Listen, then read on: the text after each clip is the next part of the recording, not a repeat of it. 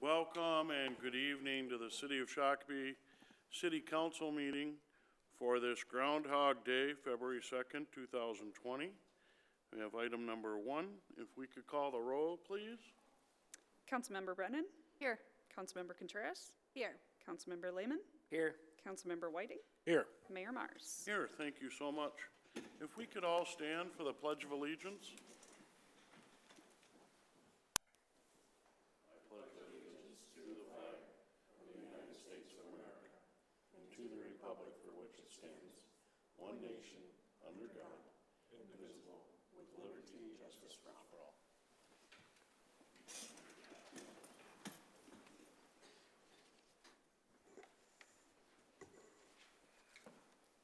Item number 3, approval of the agenda. Mr. Reynolds, are there any changes, corrections?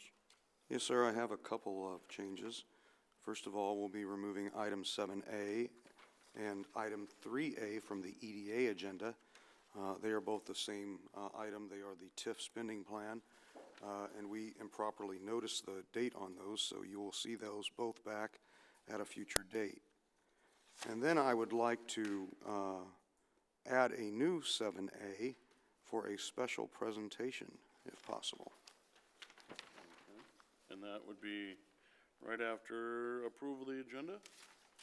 That would be after business removed from consent, sir. Okay. What is the presentation? Well, that's what makes it special.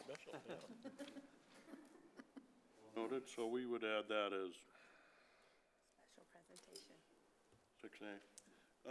Councilor Whiting. Mr. Mayor, I'll make a motion to approve the agenda with the modifications noted.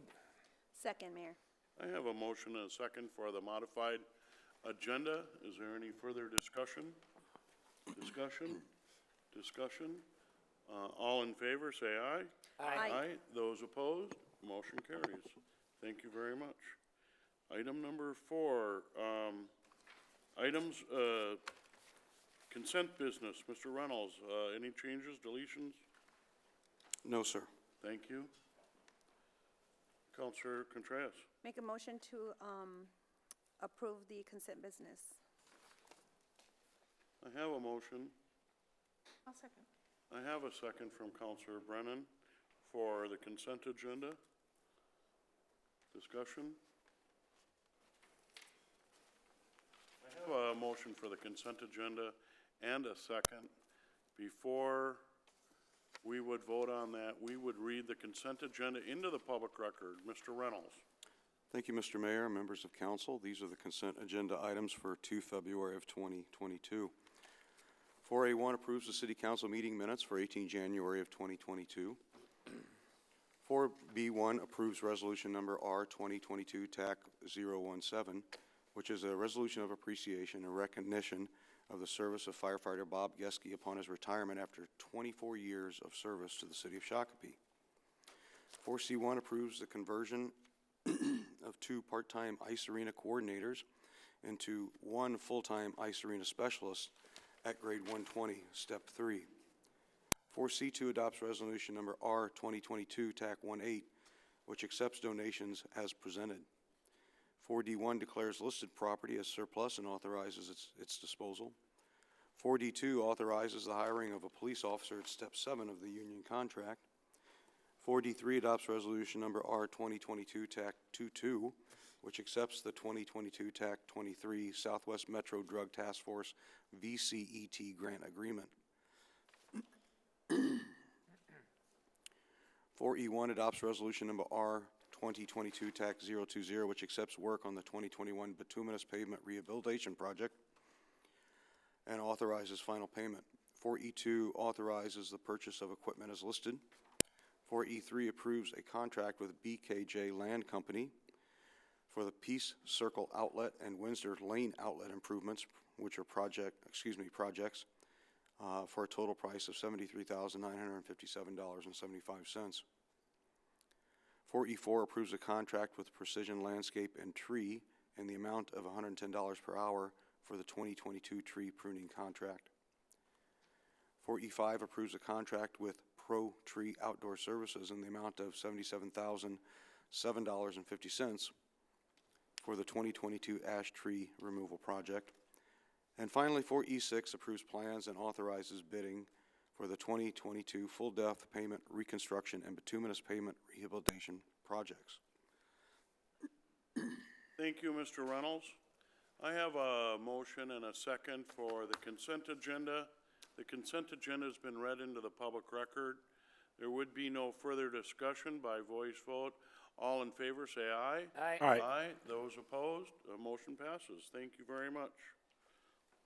Next item, I'd like to call on any resident citizen that would like to come forward and speak on an item not on the agenda. Please come forward and state your name and address for the record, and welcome.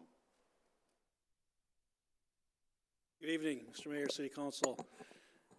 For those of you who don't know me, my name is Ron Hosevar, I live in Prior Lake. Office is right down the street here at the courthouse. I just want to take the opportunity to come and introduce myself to anyone who doesn't know me, and to thank you for signing off on the Scott Joint Prosecution Agreement. I think you did that, I think, at one of the December council meetings. I think that's a very good structure for the county to have for prosecution. I think it's the best interest of public safety and law enforcement throughout the county. I think has high regard for it. It's efficient, and I think it's the best thing for public safety. And law enforcement obviously is not going to agree with everything the county attorney's office does and decisions we make, but I think the overall satisfaction is fairly high. So I just wanted to take that time to, again, thank you for that and introduce myself to the council members. I know this isn't a question and answer session, but I'll be glad to, if anyone has any comments, I'm glad to take that also. So, Well, County Attorney, thank you, welcome, and thank you very much. Comments or questions? Councilor Lehman? Well, our costs are going up substantially. I don't know, you're probably not the right point person for that discussion, but it shows it incrementally going up year after year pretty substantially, and I still don't understand what the driving force behind that is.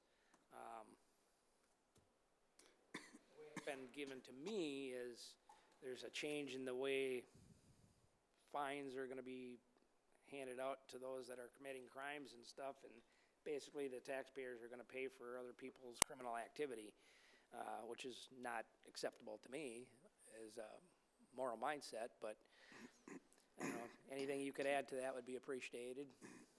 well, I can assure you that's not acceptable to me either.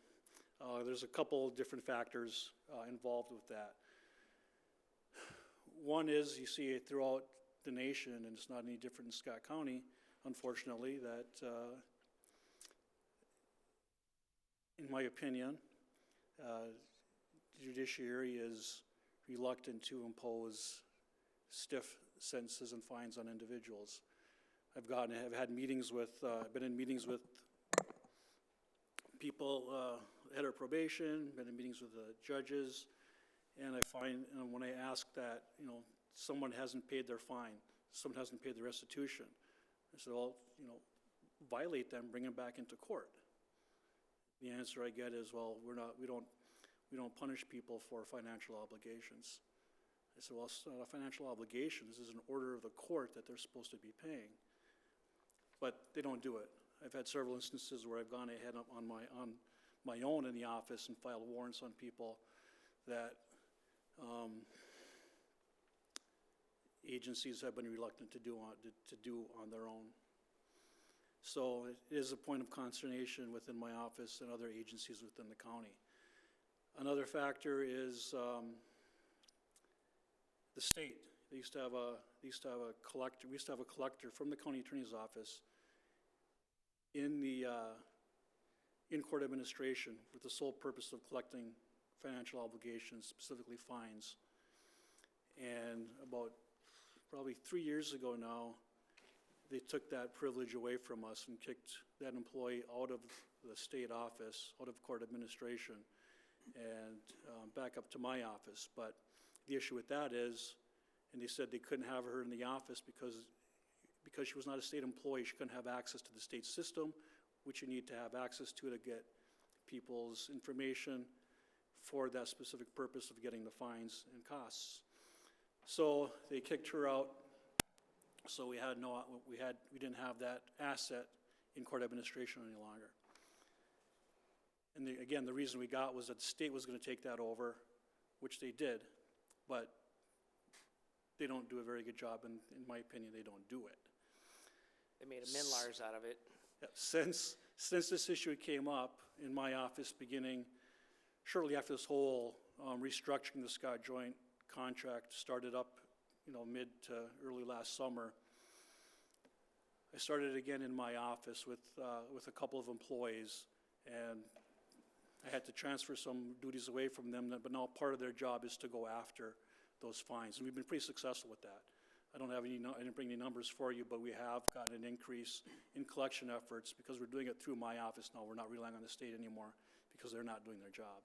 So we have taken efforts to increase that income back in. So I think you'll see that in the future.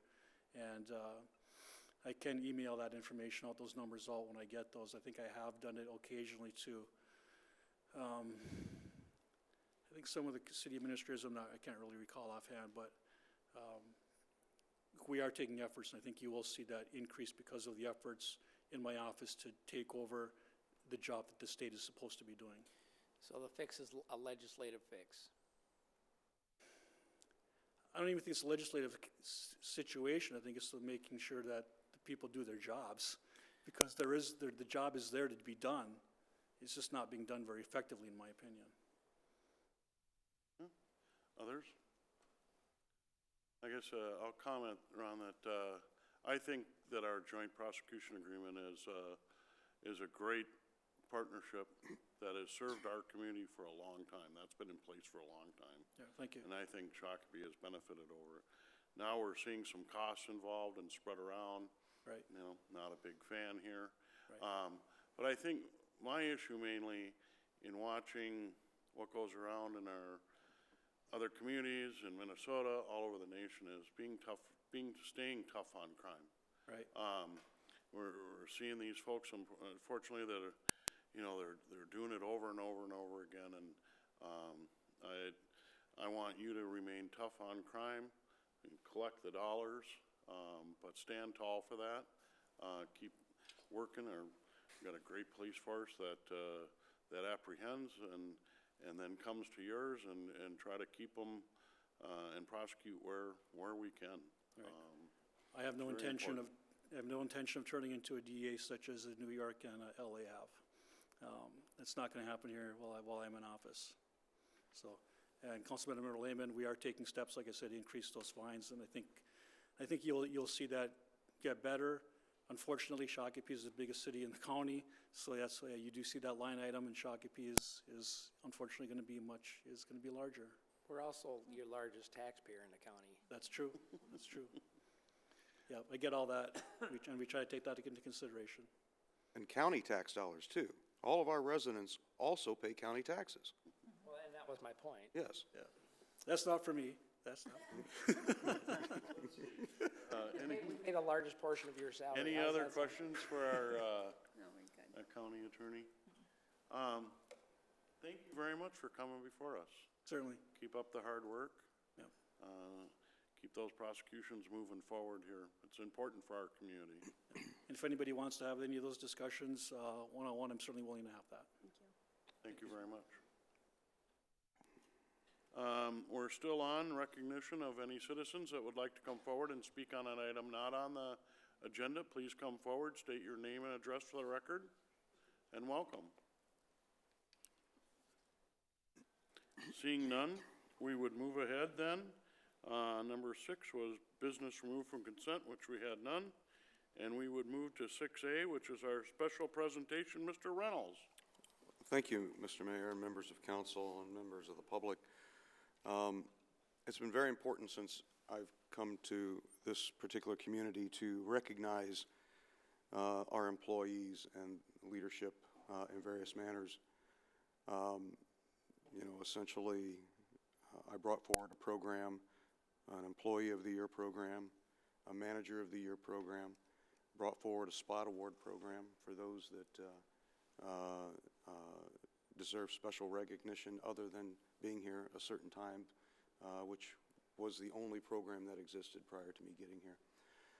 Another thing that I came up with was the Administrator's Leadership Award. And Councilor Lehman, that's what this special presentation is, and I promise it'll be brief. One of our taglines is innovation. And when you think about innovation, you quite literally think about people who don't necessarily operate in a certain box or a certain way of doing things.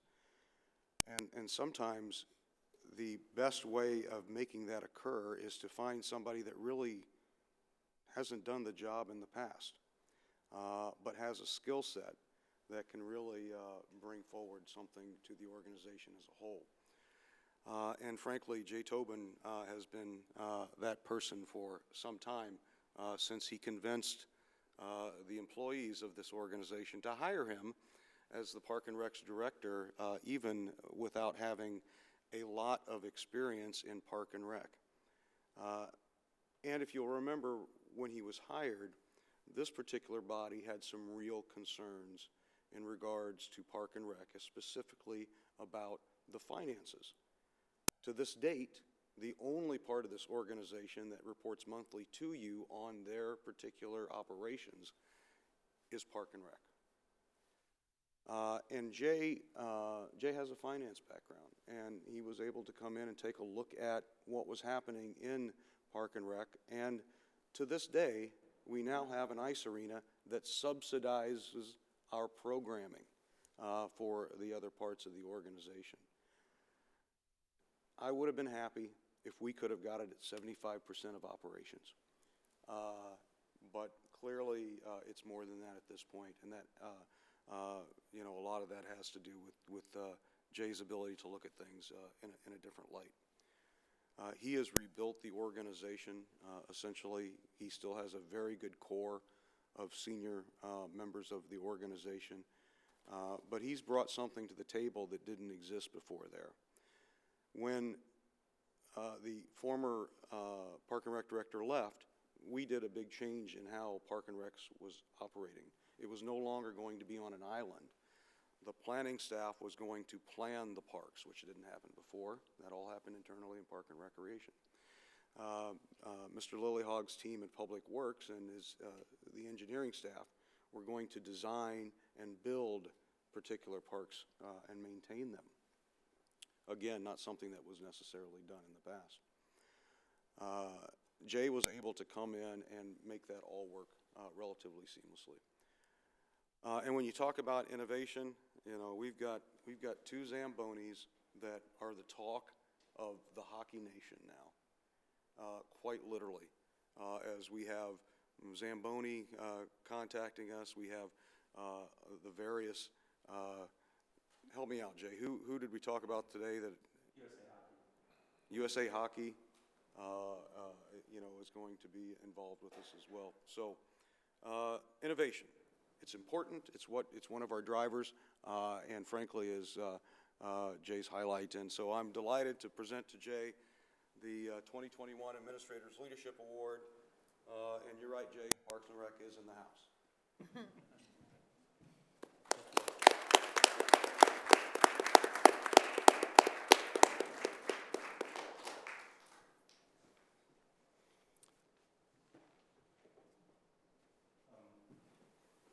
Thank you. And I have the privilege of leading an incredible team. So when it talks about innovation, it's the ideas that come from our team that percolate up to become plans that help support this community and make it work. So the things that make our community stand out in the Parks and Rec world are because we have an incredible team. Some of them are here that are doing innovative things in their areas of expertise. And all I do is kind of step back and encourage them and support them and help them find the resources. And so it's been an awesome ride. I want to say thank you for hiring me because starting a second career in this world was not something I ever would have envisioned as I was leading the Army, but it's a heck of a lot more fun than what I was doing before. So thank you very much. Congratulations. Any comments? Yeah, I would like to say thank you for the work that you've done. I love going to the community center and meeting with you and taking a tour. You always have something that you want to talk about, and you talk about the exciting things that are going on in the ice arena and the community center. And I really appreciate all the partnerships that you've sought out and have brought into the community. So congratulations. Counselor Lehman? Did we trademark these Zambonis so that we can capitalize on, or did, well, maybe that's something we should look into, right? I would just point out that the financial side of it, I mean, you were put in a position where an unforeseen thing happened, the COVID virus, which really put a hit on Park and Rec. Not the outside stuff, but the actual inside stuff, based on state mandates and federal mandates. So that made it very difficult from a financial standpoint. So since we're getting to the end of that, hopefully, boy, the expectations are really high now as we move forward. So wish you the very best. I hope you're successful, because if you are, we as a community are. So I appreciate it. Others? Jay? Sounds like Councilor Laban raised the bar, sorry. No, but, congratulations, yeah, well-deserved. Counselor Contreras? Thank you, Mayor. Just two things. Well, first of all, congratulations. And then, yes, just adding to what Councilor Brennan was saying, out of going in there, listening to you, dream up these ideas, and a couple months later, they become real. And I think one of the hardest things for me was when we talked about getting rid of the turf, right? I was like, no, you can't do that. And now that I see this success that we have, awesome, awesome. So thank you so much. Jay, I think you hit it pretty well. It's to your dedicated staff that does a great job day in and day out. Thank you. You know, when you came on board, our community center was, I think, almost doubled in size. We went from one old rink to two. We went and had an indoor pool, which we hadn't before. We remodeled. We had added rooms for activities, expanded weight room, a playground for young children, things that we hadn't had.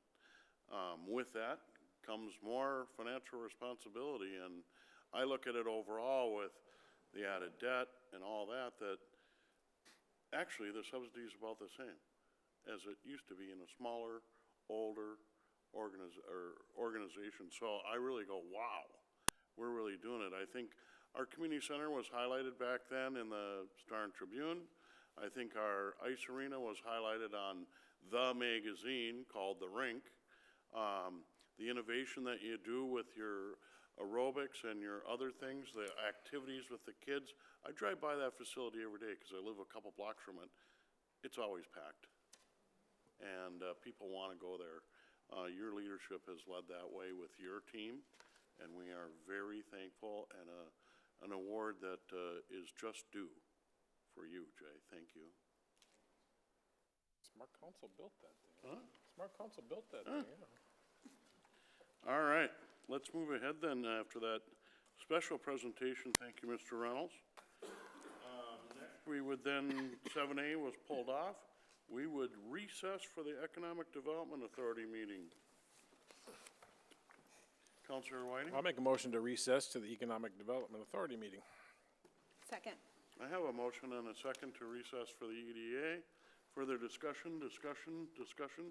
All in favor, say aye. Aye. Those opposed?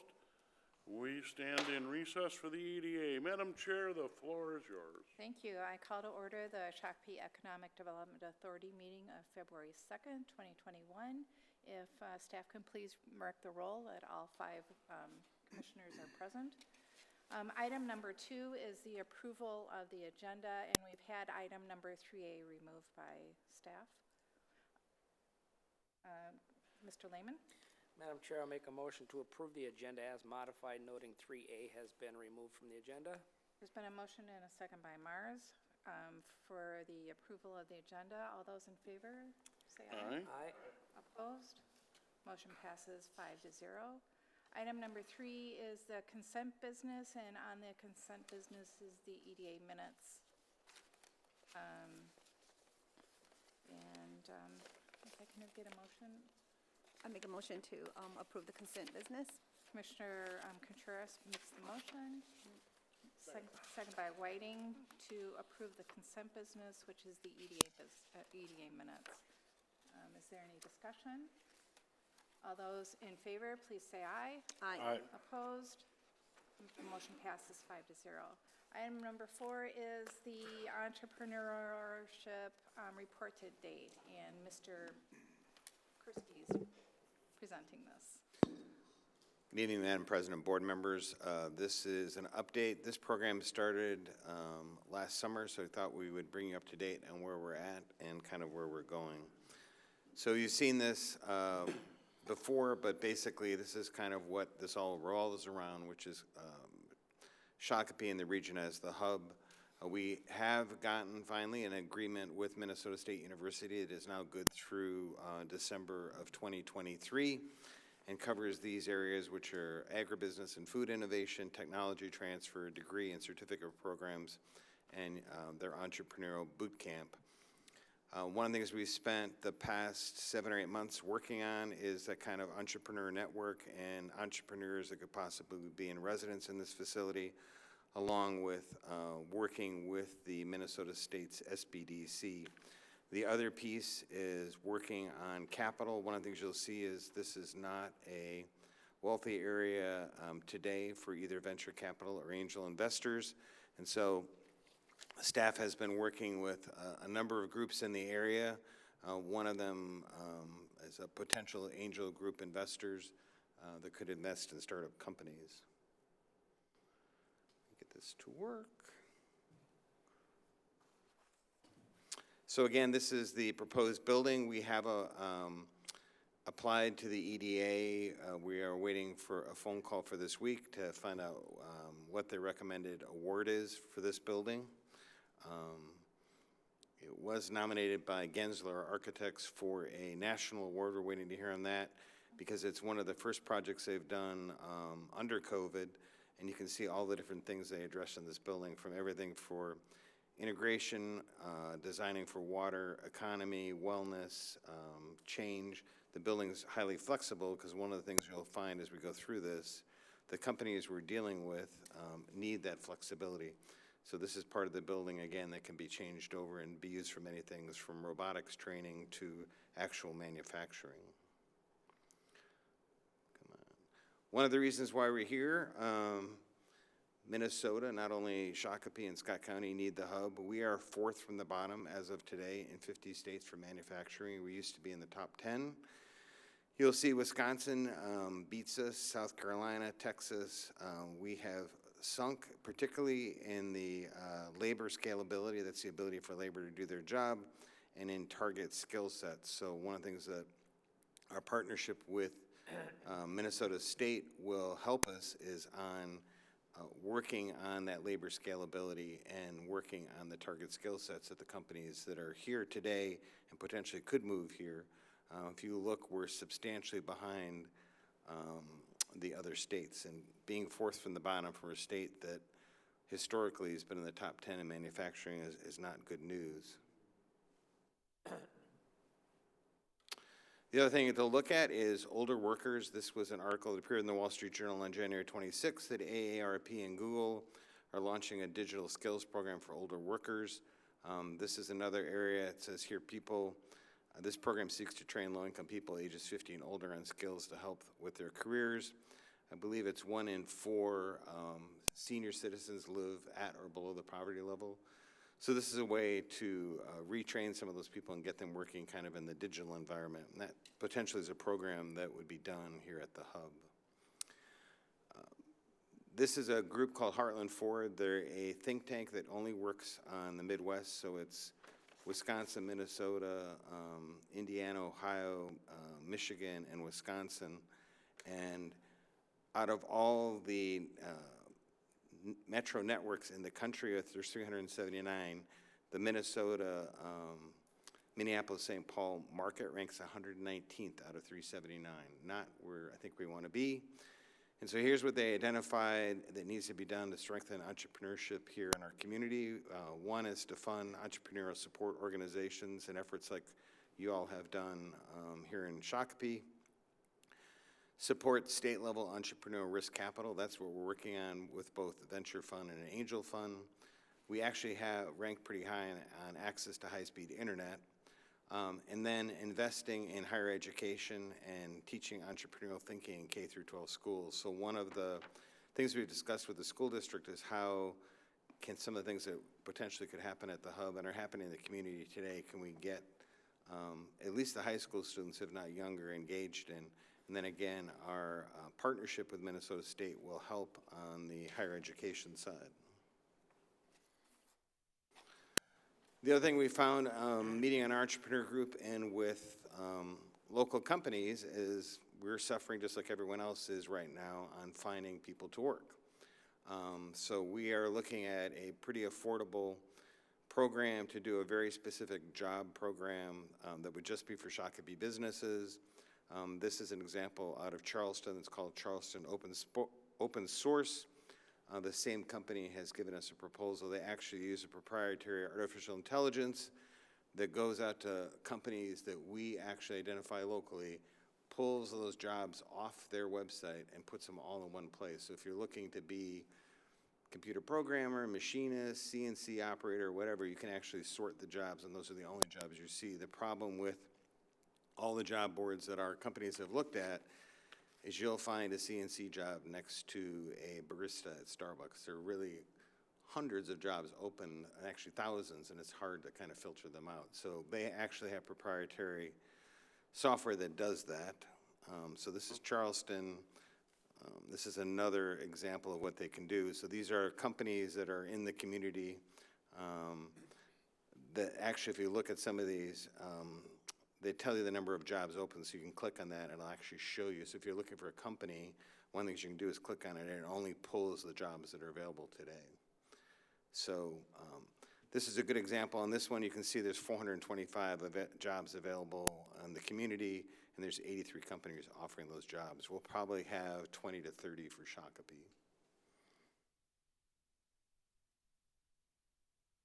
So this is the entrepreneur group as of today. Our consultant, John Moore, who's been doing this for 18 or 20 years, said that he would have been happy if by the end of the year we had 6 companies. You can see we actually have 11, and he's working on a 12th right now. And they're very, very engaged. They all come to the meetings. We have really been working to meet their needs. So one of the requirements that they had is all these companies use the internet and they're spending a lot of money on marketing and not getting a very good result. So we, John Moore reached out to the state and said, you know, give me the best person in the state that could come here and talk for nothing, but talk about how they can improve their investment and get a better return on the internet, because everyone's using the internet or their phone or whatever. So we actually got a young man that came from Google in Minneapolis, who started his own company and came and spoke for about an hour and a half. Mr. Reynolds came to that, and I think we learned a lot about how Google really operates and how search engines work and how sales occur on the internet. And I think a lot of these companies are really changing the way they do business. One of the things we learned is that YouTube is now one of the most popular search engines, because during COVID, everybody was at home and you couldn't get someone to come fix something. So you went on YouTube and it became a whole new industry, how to change the battery in your car remote or how to do this or that. It all is on the internet, and so that's become a huge search engine. And a lot of these companies did not have video on their websites, so that was one of the things he brought up, that rolling out high-quality video about your company is really critical, and a lot of these are coming out. The other interesting thing is that some of these companies literally were birthed in Shakopee. So Wolf 2 Components and Otso Bikes, those are 3 guys that worked together at Seagate as engineers. Their real passion was bikes, not working at Seagate, and so at night, they would go to their homes. 2 of them live in Shakopee, and they'd work out of their garages, and they developed some very high-tech bike components and decided to do that full-time and started a company. Had a few employees, got to about 20 employees, had to move out of the area. They're at 80-some-odd, and you know, their goal is really to move back here because 2 of them live here. And you'll see, I mean, they are kind of the bleeding edge in technology and bikes, and everyone in the community knows them. It'd be a great win for us to get them back. And they've been really excited because a lot of questions they have, we've been able to answer. So they said we've been the most supportive community that they've ever worked with. This is a pretty interesting story. This is a Shakopee company who's actually changed their name. They won the Fast Track Challenge several years ago, got delayed because of COVID, have changed their name. They're now called Walkport Walk Therapy Station, but this was actually developed by a gentleman who is in a wheelchair and realized that being in a wheelchair, 1 in 10 people in this country have a mobility impairment. And because of that, it affects all of your different organs. And so he, being stuck in a wheelchair, said he really needed to get up and actually walk. So this is an elliptical designed for people that don't have mobility. So it's powered, lifts you into the chair and then stands you up and lets you walk. And it's pretty incredible on their videos to see people that haven't walked in 5-10 years be able to walk. So this is actually a product that his hope, we've been working with him, is to make these in Shakopee. So he's been sourcing, you know, prior to the pandemic, these would have been made in China and shipped here in a box. But I think everyone's learned through the pandemic, probably not as reliable as you would hope. So he's actually been working with some of the same suppliers that Wolf Tooth uses to machine shops to source as much as he can in Minnesota and the region, and then assemble these here in Shakopee. This is a fun company. This is a company founded by the guy who actually, he didn't invent the rollerblade, but he came up with the idea how to make it better, and created a company. It went worldwide, and they ended up selling it, and he actually gave a good talk about all the mistakes he's made through the years. But this is his latest company called Skyride.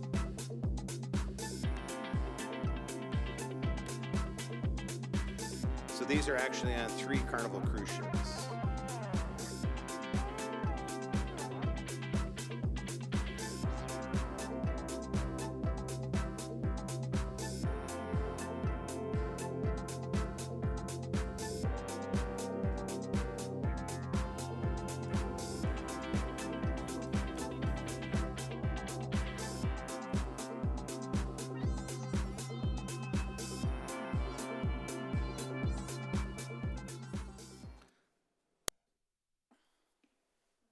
So one of the things we're working with Skyride is so typical of, as you know, with many inventors, they're not the best in business people. So he actually went on Shark Tank, pitched that, didn't get bought. That program runs about 6 months behind. He was back at his house, and the phone rang a Saturday morning after it ran on a Friday, and they said, hey, this Carnival Cruises, we saw your thing on Shark Tank, and we would like to put them on our boats. And he basically hung up the phone because he thought it was a prank. Guy called back and said, no, we're actually coming. And we want to see it, and we want to be there like on Tuesday. So it's a great story because you saw a few shots. It's literally in his backyard. And so he had to go out and clean up his backyard, and a bunch of executives from Carnival Cruise came out, rode it around and said, all right, we'd like to order 3 of them. So I didn't realize this, but Carnival Cruise ships are actually made mostly in Italy. So they had to work all the logistics about how you make parts in the United States here in Minnesota and then get them shipped over to Italy and installed on a boat. So he had a number of issues, to say the least, but they're up and running. And he's at that stage now as a company where our consultant's working with him on how to find a CEO and really grow that company. He's got a lot of great product. He could be putting those in amusement parks and ski resorts, but he's got other ideas he'd like to work on. So we've had a bunch of meetings with him and how we could find them space to manufacture that and get a CEO and get that company up and running here. This is Wolf Tooth. Again, you can see a lot of machinery there, a very technical company for a bike park company. This is just part of their staff. This is a really cool company called Remastered Sleep. Their CEO actually worked for a while in Medtronic. He's developed a device that you put in a water bottle that cuts snoring down substantially. And so he's really in that space. He wants to grow that space, manufacture them here in Minnesota. He's got a young guy with lots of great ideas. He's been very inspired. the last meeting, Scott Olson, that owns Skyride, talked for about an hour about all his trials and tribulations for the past 40 years. And it was, I think, pretty inspiring, scary for some of them, but I think his best line was, not only do you need to own the patent, you better own the trademark, because the next thing you know, somebody will be making something pretty close to it, and if you don't have the trademark, you'll be lost. This is a really cool company. They did win the Fast Track Challenge this year. It's called Steelhead Outdoors. 2 young engineers that work in the steel industry. If anyone has guns and has a gun safe, something like 90% of them get left behind because they're too heavy. Once you buy one, you're never moving it again. So they came up with a patented and soon-to-be trademark safe that actually comes in boxes. You put it together with 64 bolts, and it uses some technology from turn of the century actually on locking. Most of the safes on the market today come from China or overseas, and despite the way they look, they can be broken into pretty easily. They came up with a ways, even though this is kind of a kit of parts, that theirs is much more secure, and it has to do with the way the latches are made and the way it locks. Very successful. They're behind right now in orders. They're looking for space. We've talked to them about some space in Shakopee. But they're so kind of together and so big on their mission, because this is their mission, made in Minnesota. You don't have to give up high-quality American-made security to maintain mobility and flexibility. We're having them do a sample pitch to a potential angel investment group who don't quite understand how it works, but certainly have the money to make it work. And they had a really good pitch deck, so we've asked them kind of as a sample to present to them. So they're going to be doing that next week. This is the latest company that just joined, Anthem Boats. They're very excited about the group. They make very, very, very expensive speedboats, but this is the 4th company this gentleman has started, so he's another one like Scott Olson, who's I think on his 3rd company that is a little older, but is a good kind of entrepreneur residence to help some of the younger guys starting out on pitfalls.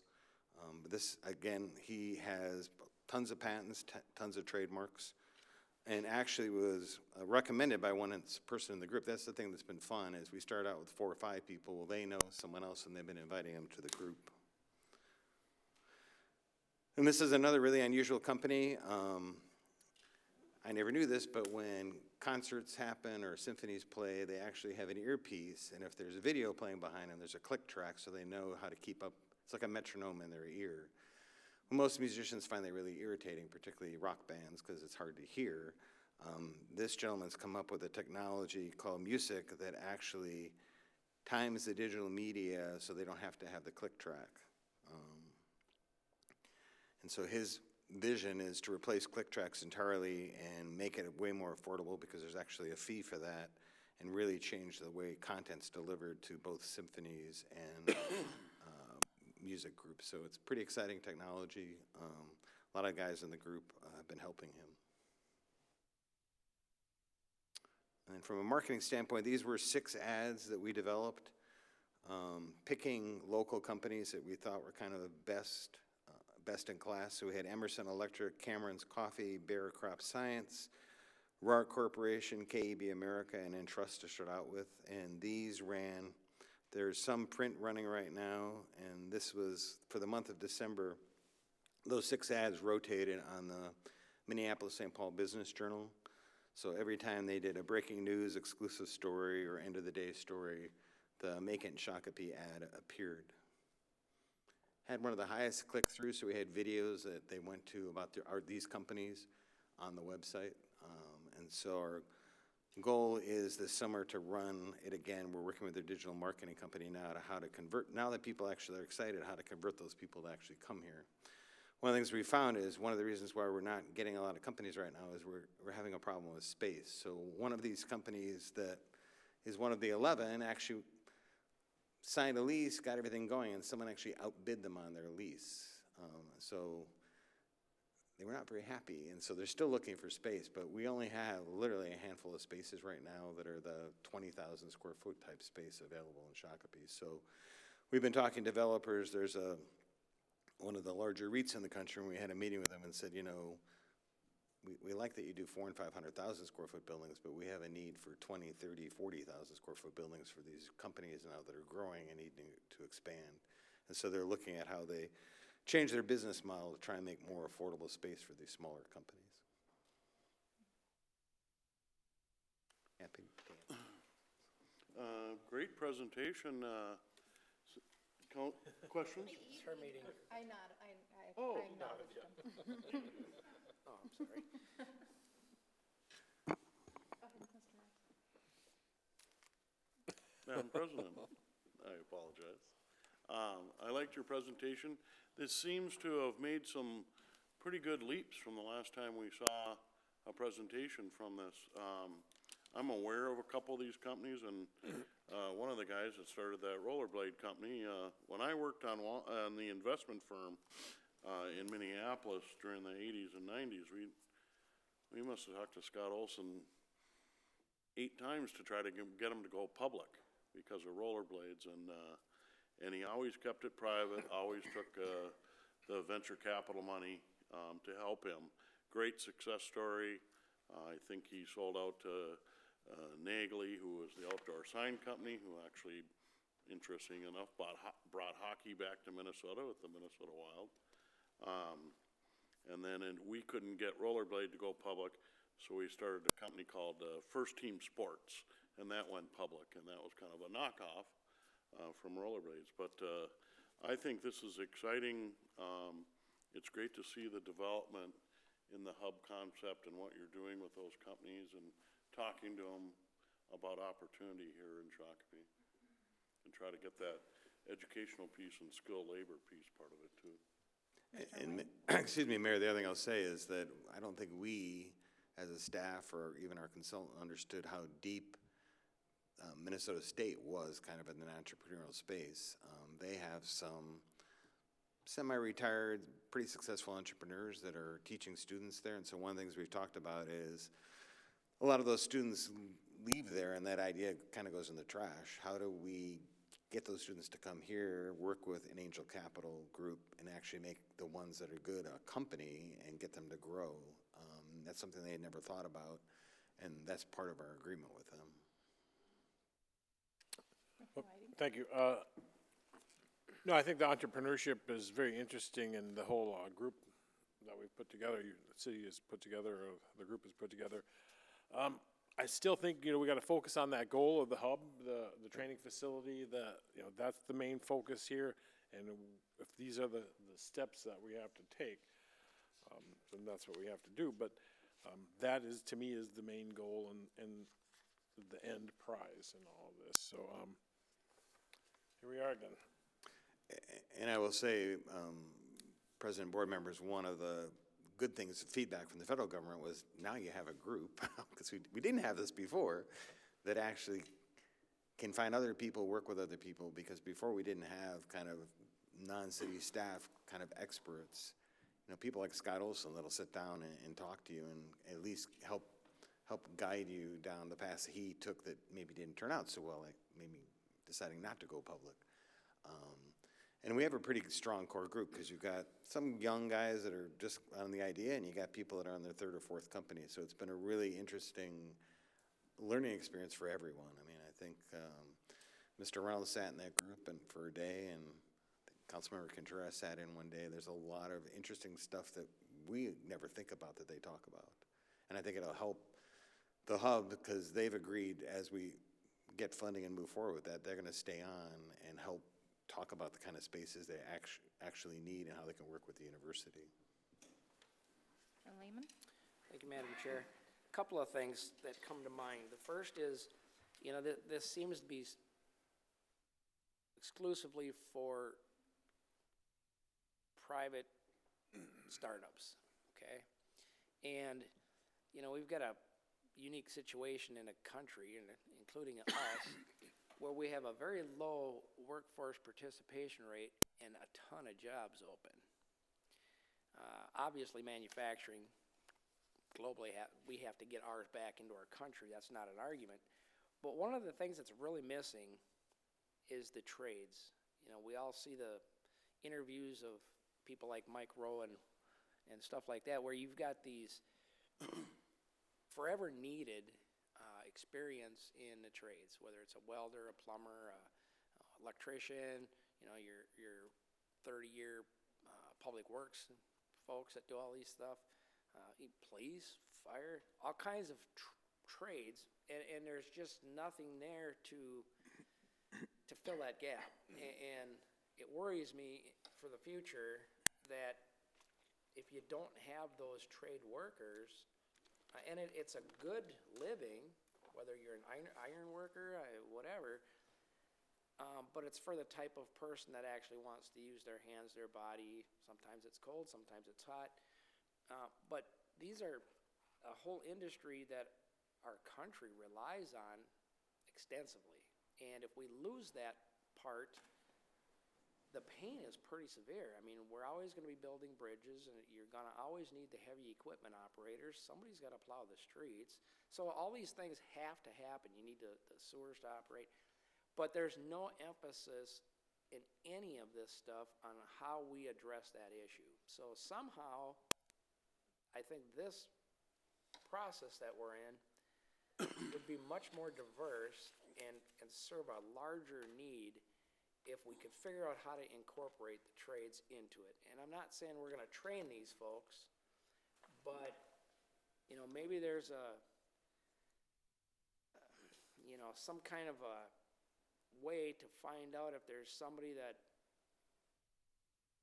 has that desire and can be steered down that path.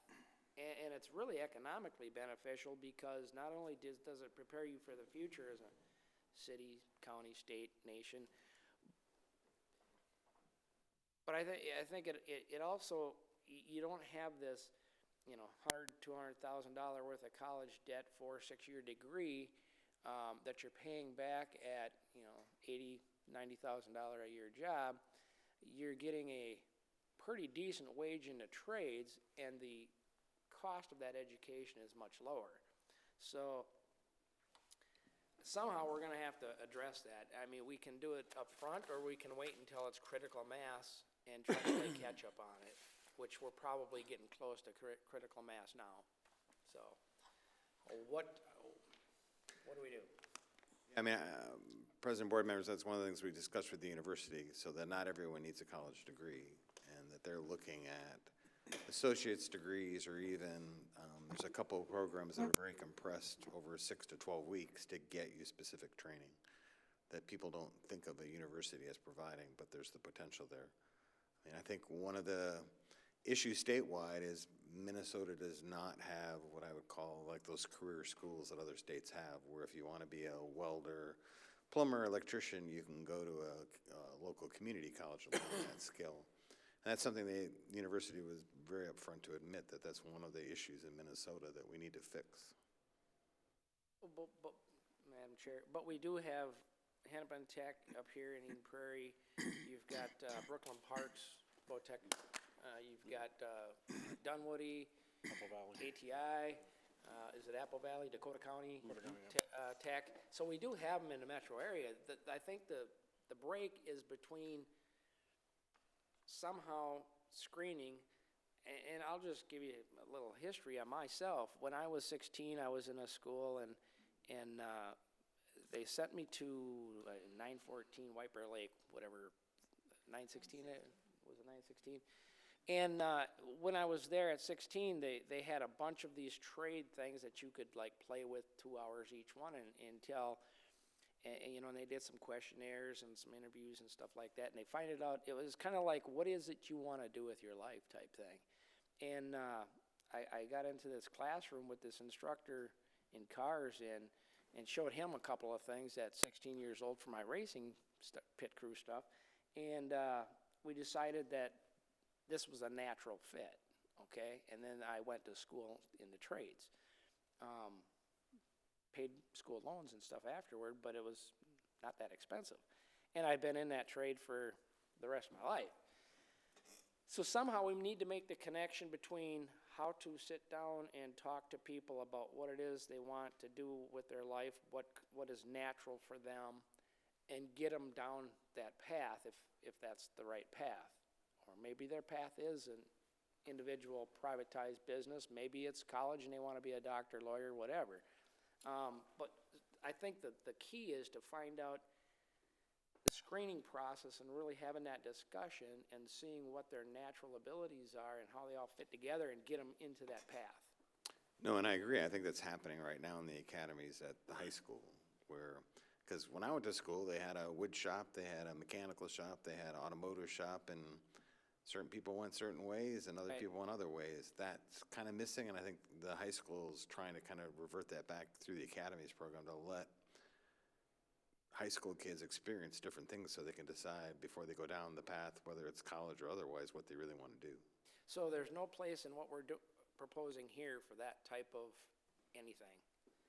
I mean, at one time we talked about having Mankato College involved and stuff like So that. Mankato is Minnesota State University. They Okay, changed now, their name. They have the capacity to do these life goal interviews to see what people want to do. I mean, Yeah, I mean, one of the things they've talked about at kind of the hub is having that, I call it a portal, that if you're either an entrepreneur or whatever you want to do, that's why they wanted that space flexible. So if they need to, right now, like for instance, they do welding at Normandale, which is horrible, and they've been the first to admit it's a horrible experience because it was never designed for that. They could do that here because the building's designed for it. And so if they get a cohort of 10 or 12 students, they would do it here. Or even if they couldn't do something here, they can at least find out what their Yep, they career have- path wants to be and get them down They, to they have an agreement with all the community colleges that Okay. they can send their students. I'd like to see the trades incorporated in this somehow, is what I'm getting at. I think originally there was a connection between the businesses that we have in Shakopee and the hub. There was Yep. the businesses would be looking for a certain skill set, and then the hub would be a place that would have a training facility to connect those. That's still there. So one of the goals we heard from the hospital wants to hold some of their nursing courses here, and luckily Minnesota State's got a huge nursing program, so that'll help them. But we heard from Shutterfly, when they bring a piece of equipment in and they train you on it and then you get hurt or you leave or whatever, there's no one there to either fix it or know how to run it. So what they want to be able to do is a larger cohort, bring it over there, train people on it before it gets installed, so they have more than 2 or 3 people. They have a dozen people that know how to use it. And they can't do that on the floor in a working environment, but you can do it in more of an educational environment.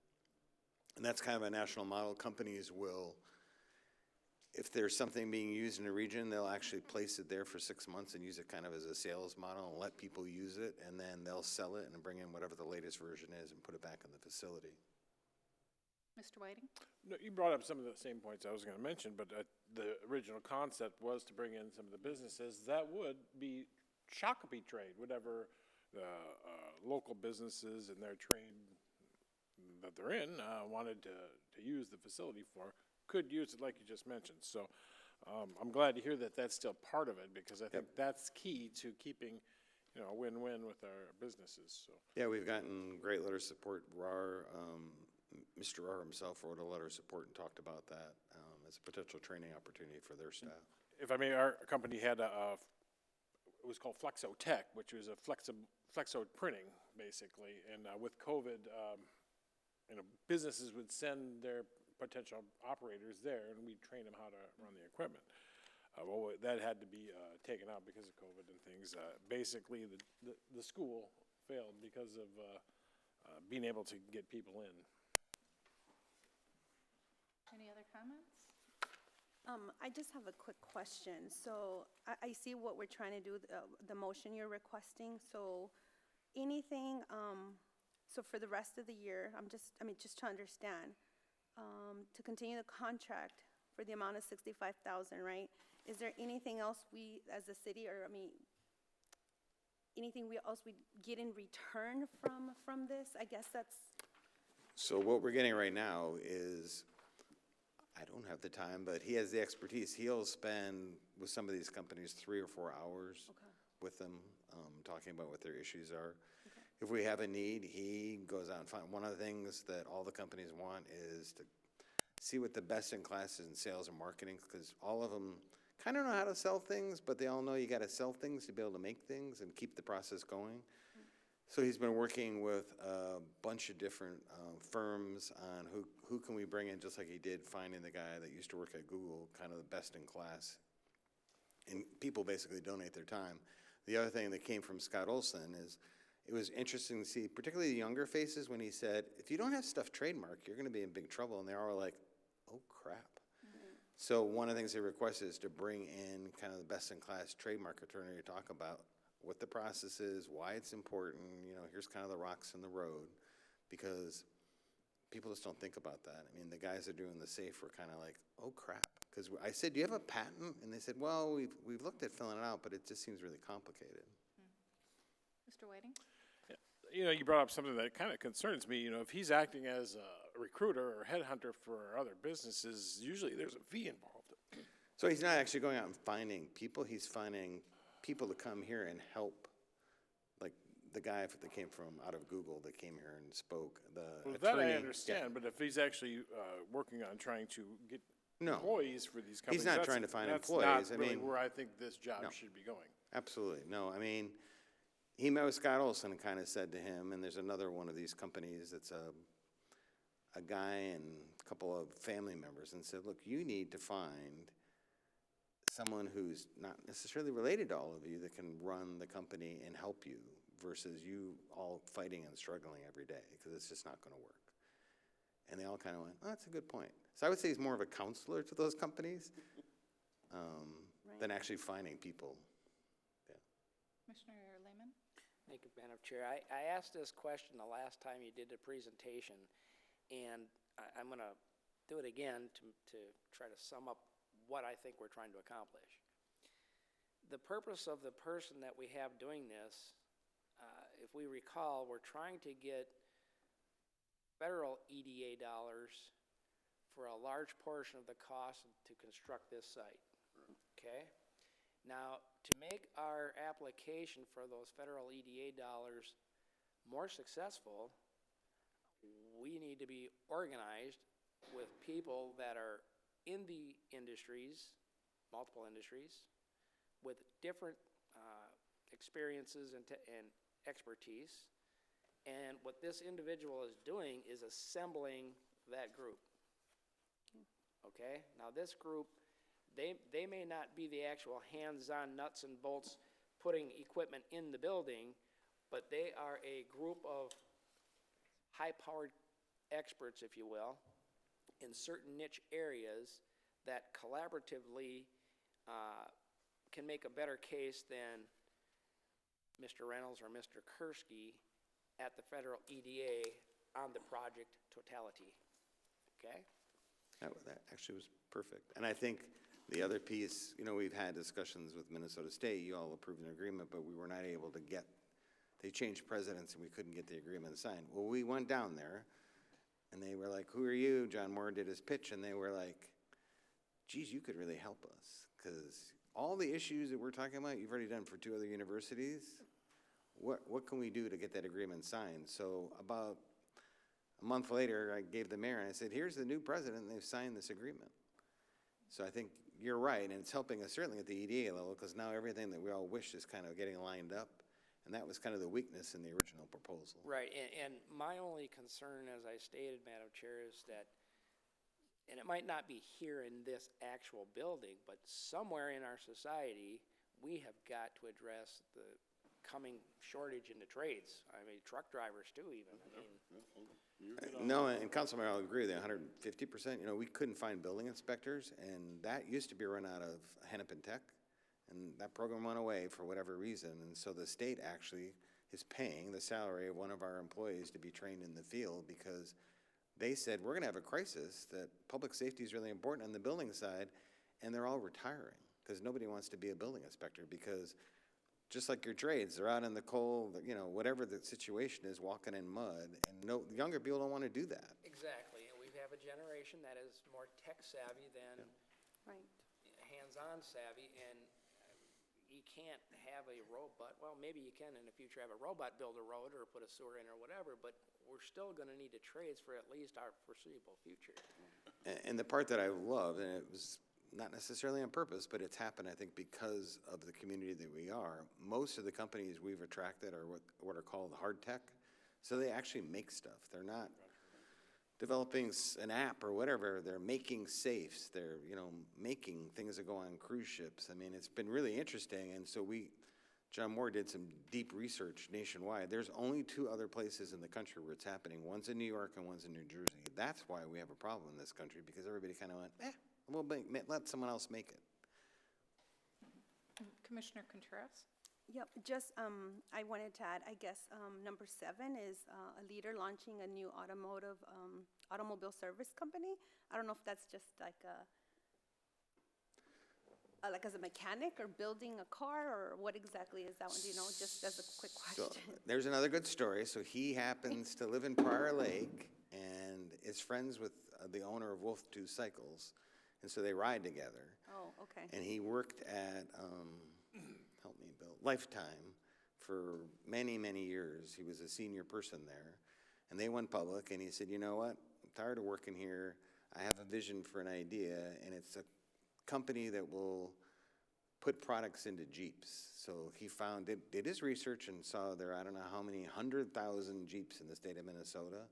And most of them don't take their top off, don't really use it for the purpose, don't maintain it or whatever. So he's been funded by an investor to come up with a company that instead of you doing the work yourself or whatever, they come to your house. They put the roof on, take your roof off, they fix he said that one of the issues is if you never take your convertible top out and put it on your Jeep, it turns kind of like hard and can't be usable.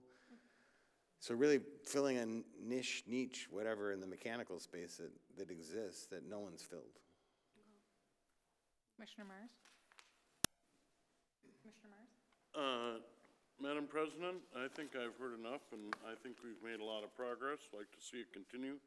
I'd like to make a motion to accept the report and continue the contract with Momentum through the end of 2022 for an amount of $65,000 and not to exceed $12,000 in expense to be paid out of the Corvallis Local Fiscal Recovery Funds, which is one of the points about economic development. Been a motion? Second by Contreras. Mr. Kursky, I appreciate the work that you've done on this. I know that it's been a long process and very well organized. I think that you have the right partner with Momentum, and I really like the presentation of the ads that you've been using. It's not made in Shakopee. I know that there's another word. Make it in Shakopee. And I think that's really snazzy. It's been interesting. So we actually went and bought the website Made in Shakopee. So for the jobs board, we're going to have Made in Shakopee so that people looking for a job in Shakopee, they either live in Shakopee or want to move here, they'll be able to find the companies locally to go get a job. Okay, that's exciting. And is there any other discussion? All those in favor say aye. Aye. Those opposed? Motion carries 5-0. Thank you very much. Thank you very much. Let's see, next on the agenda is the bill list. Is there any questions regarding the bill list? Mr. Lehman? The Kenny and Graven 578, but it doesn't say what it's for in the project list. Mr. Kursky, did you hear that? Can you tell me how much it was?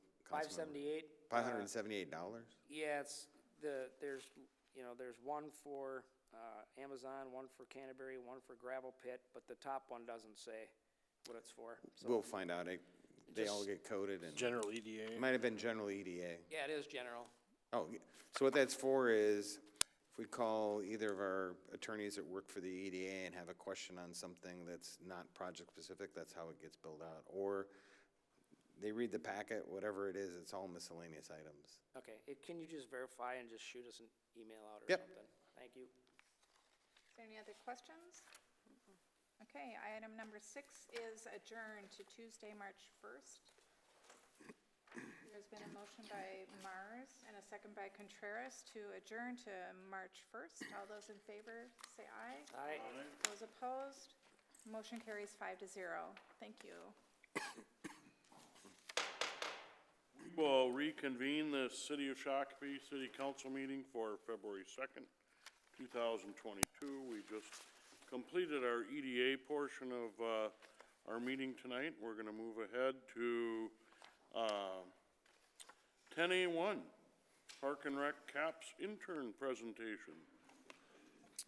And Jay will present. Welcome.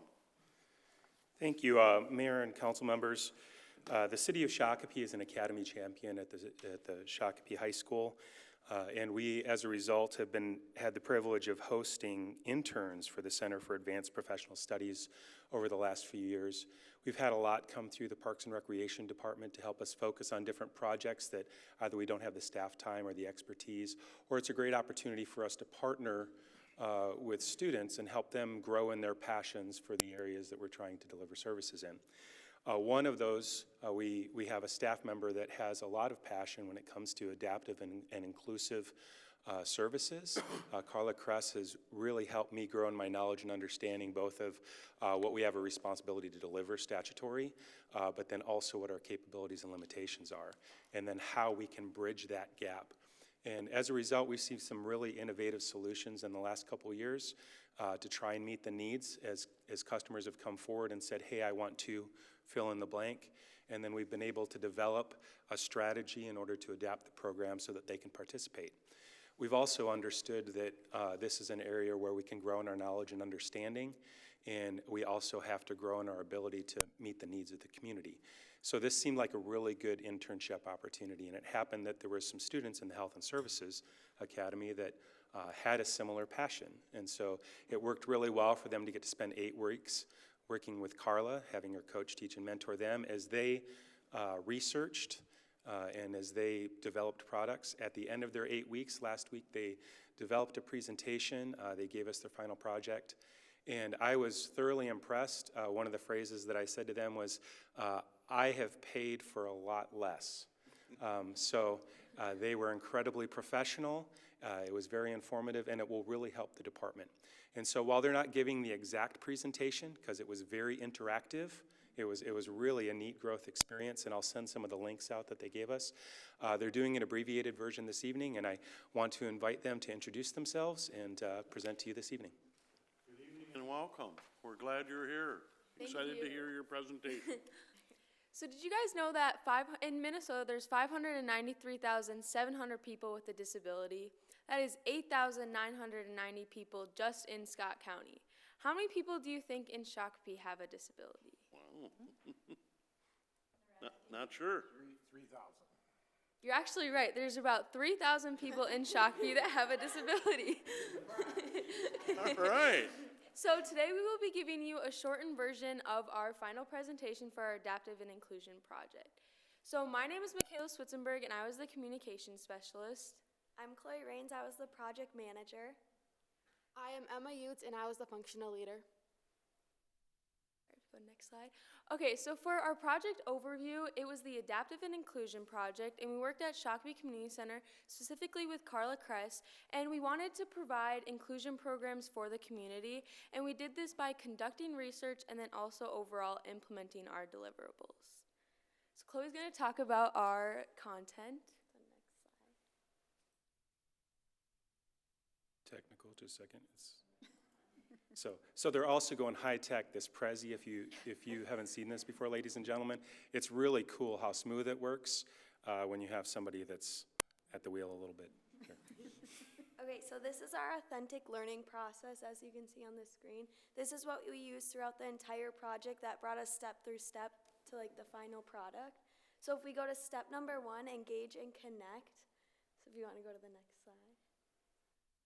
The down arrow's not working. This is why we chose our project. So we had 9 opportunities that we got to choose from, and we all had number 1 as Adaptive and Inclusion project. So I chose this project because I feel like I want to make a difference in the community for people with disabilities by implementing programs like being more inclusive.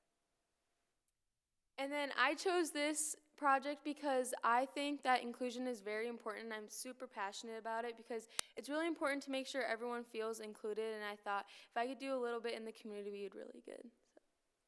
The reason why I chose this project was to further my knowledge in education and adaptation and inclusion in the city of Shakopee. guys ever heard of Basecamp before or used it before? Oh, okay, sorry. Have you guys ever heard of Basecamp before? Yes. Okay, so some of you did and some of you guys don't, but this is how we organized our project. As you can see, we mostly use our docs and files to share any information with our team. Our schedule is just letting us know upcoming events along with our message board. And this is how we talk to each other with Carla could see this, our team members behind me, along with our teacher, Ms. Gogler.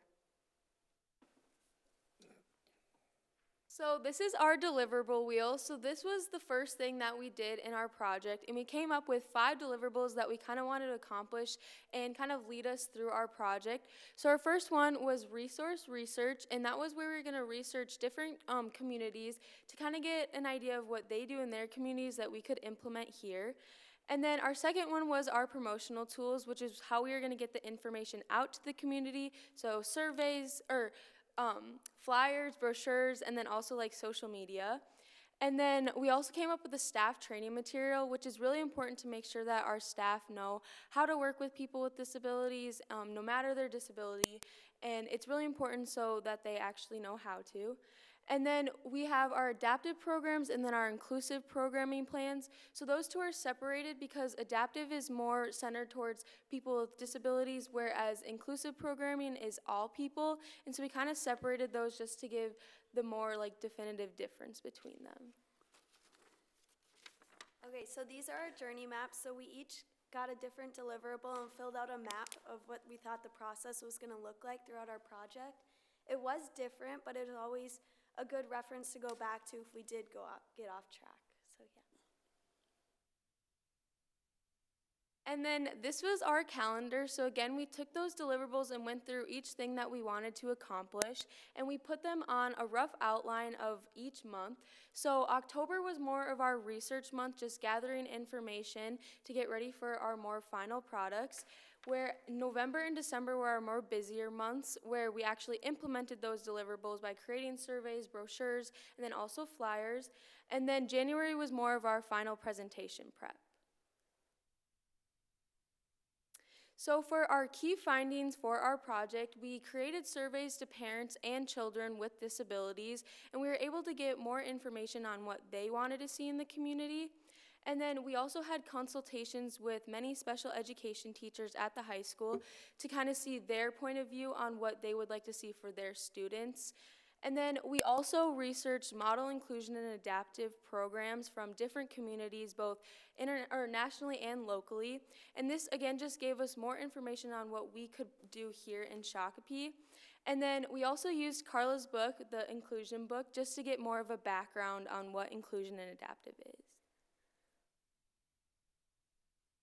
So then our first deliverable, so for our brochure, we created a brochure that kind of gives all the information about what adaptive and inclusion is for everyone in the community. So on the front, we have the Therapeutic Recreation Services title, and then we also have the community center address, and then Carla's contact information.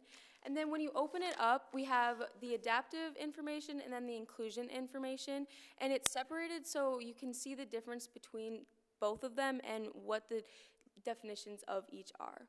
So then for the adaptive part of it, we came up with the ABC steps to inclusion. So A is accessibility, B is belonging, and then C is community. And we believe that adaptive is the steps to inclusion, and that is super important for the community.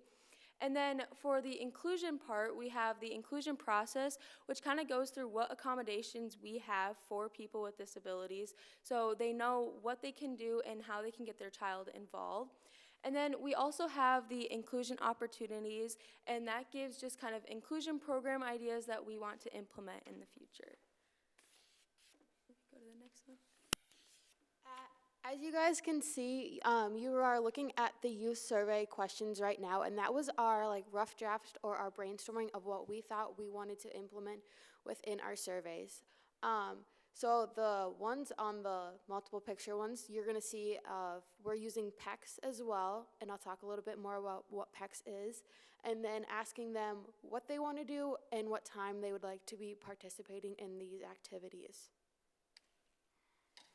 We also created a survey for the parents to fill out. We gave them the options of what they want to see their child involved in, what transportation would be best for them, and what times and days of the week would also work best. As you guys heard, PEX is our picture exchange communication system, and you guys do have one in front of you, a smaller version. I have a bigger one here. And so it is for our nonverbal communication students and people to use to communicate to us. They still have a voice, and they are just using it through their cards. And so we decided to make PEX for the community center so that they can use them at school. Like, it's going to be the same pictures they see at school, at home, and within the community. And there's also a tech version of it. So, like, you see people with, like, their iPads going around, or, like, some people have it on, like, an iPod, and that's why we chose. And so at the end of our project, to reflect, we went back to that deliverable wheel we started at in the beginning, and we went through and kind of reflected on what we accomplished and then also what we didn't.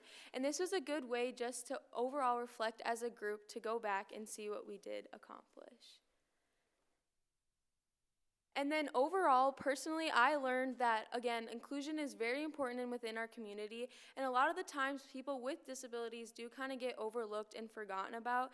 And we need to make more opportunities for those people to engage in programs that include them, include all people. And I learned that adaptive and inclusion programs are two very different things. And making inclusion programs throughout the community are very important, because giving opportunities to people with all abilities is also very important. I learned for the past 4 or 5 weeks that with working with my teammates and Carla Kress is that adaptation and inclusion are two separate things that we do need to bring more awareness to the community within our 5 weeks that we worked together. We did bring a lot of awareness to you guys here presenting along with the public. Thank you for listening. Do you guys have any questions? Thank you very much, and that's a great presentation, and your flyer and your journey of how you got there and the effort that you put in is amazing. Very proud of you and the CAP program to come and help Shakopee, and inclusion is very important, of course, in our community. Councilor Brennan? I really want to thank you for this work. Inclusion and adaptive programs are really important in our community, and my daughter has Down syndrome. So when she was a younger kid, we had to go out to St. Louis Park to find programs for her to be involved in. So it's important to have it in our community. She did work really well with the adaptive programs more than the inclusion programs, so I'm glad that you've included that in there. She does use the PEX cards also, so that's very important for people to use. So great work, and I'm glad you recognize that as a need in our community. And I think I got a survey at the beginning of the project, so I'm glad that you reached out to me and asked some questions, so thank you. Councilor Whiting? Thank you, Mr. Mayor. Great work. You know, I hadn't really thought about it adaptive compared to inclusive, and so thanks for bringing that up and bringing that forward and bringing it more to light in our community and in our Parks Department. You know, I think Shakopee does a great job. We've done the inclusive playground. The Lions Club is working on a miracle field, but there's so much more in the programs and in the everyday things we do. And I'd never heard of the PEX cards for nonverbal folks, but that's great, and it's another tool and opportunity for us to just learn and grow. So thank you. Councilor Lehman? Thank you, Mayor. Great job, all three of you, for your presentation. Very professional. Thanks. Better than some of our consultants that come here. Seriously. The one question, two questions I have is the PEX cards, is that what it is? And I think Councilor Whiting might have addressed this for me. This is for people that can't speak? Yes. Okay. I was thinking, well, why won't somebody just say these things? But I get it. Well, it's for people who may be nonverbal, but even though people who have physical disabilities, they may be able to speak, but it's harder for them because you don't understand what they're saying. Okay. So they either have a computer that has text on it, And a lot of the things on these cards are things that we all do on a daily basis, like, hang on a second, right? Or, what'd you say? So I just appreciate that clarification. The other question might be a staff question. In here, it talks about the adaptive part of this, where it talks about modifying machines, maybe one-on-one staff needs and these types of things. And I guess I understand what your part of this is to see what the adaptive needs might be and could be. And I guess I'm asking staff, I can imagine there's just a wide variety of individual specialized adaptive needs. And I don't know, we're probably not the experts to meet all of those needs. Some might be medical needs above our capabilities or whatever. Talks about modifying machines. Some of the modifications might be just for one adaptive need, not a group need. So I think the next step might be to look at the larger picture of how do we try to meet the adaptive needs without being so specific that it's cost prohibitive or areas outside of our ability. To address that, Councilmember Lehman, I think staff has done a fantastic job working specifically with our customers to identify what the needs are and within our capabilities and limitations in order to meet them where they're at. Okay. And so some great examples would be, we've had some folks that had some challenges for swimming, both blind customers that needed some help in the pool, or some other adaptations that were helpful, or in other programs. And so to the means that we have, we meet them at that need. And to address the equipment part, we're trying to be intentional when we buy equipment to ensure that it has a flexibility. So an example that came up when we recently got equipment, a piece of equipment that we did not get, was called a hand cycle.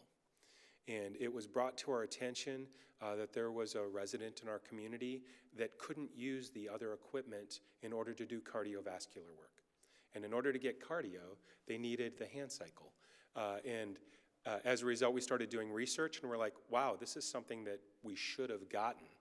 And then as we looked at the market, we looked at different hand cycles, and what we discovered is there were two different kinds. One that required a lot of movement, and one that allowed the customer in order to facilitate that movement themselves, which is also empowering. And so the piece of equipment that we're getting, it's on order, is one that they can come and adjust to meet their need. It can be for you, for me, or for someone else who has a different adaptive need. Okay. So staff is trying to be intentional as we buy equipment in order to be as multifunctional as possible. And looks like Carla has something she wants to add. And if I may, Mayor, and I think part of that is just to know what the adaptive need might be up front as part of this process, probably the most important part of this process. That's what I'm going to address. Anybody that comes into our program that has a disability and wants to participate in a regular program, I'll meet with them and we'll do what we call an intake assessment. So through that intake assessment, they're signing up for a program that basically they're very interested in and maybe have participated somewhere else. You'll be surprised how many times the families or the individual come with their own adaptation. They know what they need, and it may be a simple little, a bat, making the grip bigger, or finding a bat that's bigger, whatever, or it's just a matter of training our staff. It's a matter of maybe rule adaptations in an activity or a game. Again, when they're coming to recreate, they're coming to have a good time. So everybody is going to be included. Everybody's going to get a chance. There's always someone there. So the accommodations are very, very minimal. We may have to bring an extra staff person. I've already got the joy of working with a little boy with autism and ran my butt around the field. So yeah, it's fun, but I'm ready to get some other people that want to do that. So the accommodations are very limited and very inexpensive, and again, the families come and we work with them to find the best needs. So. And I'm going to be sharing a video that I'll email to you after this that was really eye-opening to me, that talks about just the shift in understanding of what it means to be inclusive. And I'd challenge you just to take the time and watch the few minutes of it. It was eye-opening to me that so many folks don't want to be separate. They want to be, well, everybody wants to participate. They don't want to feel different. And so as we're adapting our programs, it's trying to create an environment where everybody feels respected and valued and gets to have the good time that Carla was talking about. So trying to remove the barriers, and then trying to do it in a way that's within our means and capabilities. To your point, we don't have expertise in these, but we're trying to develop a knowledge and understanding. So Carla has gotten certified in an inclusion program that she's going, it's called Inclusion University, that she's taking our staff through so that all of our staff has a baseline understanding of what these issues are, but they're not there by themselves. You know, we all at least have a cursory understanding, and then now when someone comes in with a need that's outside of our normal customer, we meet with the customer, we talk about how to include them, how do we need to adapt it in order to accommodate them, and as Carla said, usually it's very little accommodation other than just to say, yes, you can do that. So it's working really well. The last slide that they got here is Carla's expertise in this field. This is a thank you from the students, but this has really helped us. She's in the right spot as a community engagement coordinator because she knows Shakopee. And as she engages businesses, people know who she is, and she's very approachable. And that has allowed us to be able to connect with people that 3 years ago weren't coming through our doors. And so our ability in order to offer these programs, and our staff is growing more comfortable as their knowledge and understanding grow, I think this is really great for the community, and these young ladies just help us take it to the next level. So, Councilor Contreras? Thank you, Mayor. First of all, just congratulations, ladies. Amazing work. And then I too have he's my nephew, who's got Down syndrome. So I see the struggles with my sister, how she's always trying to find programs, like Mr. Tobin was saying, that don't like, oh, that's not for you, sorry. You know, she's always like, he's only 5. How do I get him to fit in? She wants him to fit in, to feel as normal as possible, and not, you know, like you said, you know, be respected. Yeah, we already have that label, a medical label that you got Down syndrome, we got it. But still, can he fit in with society?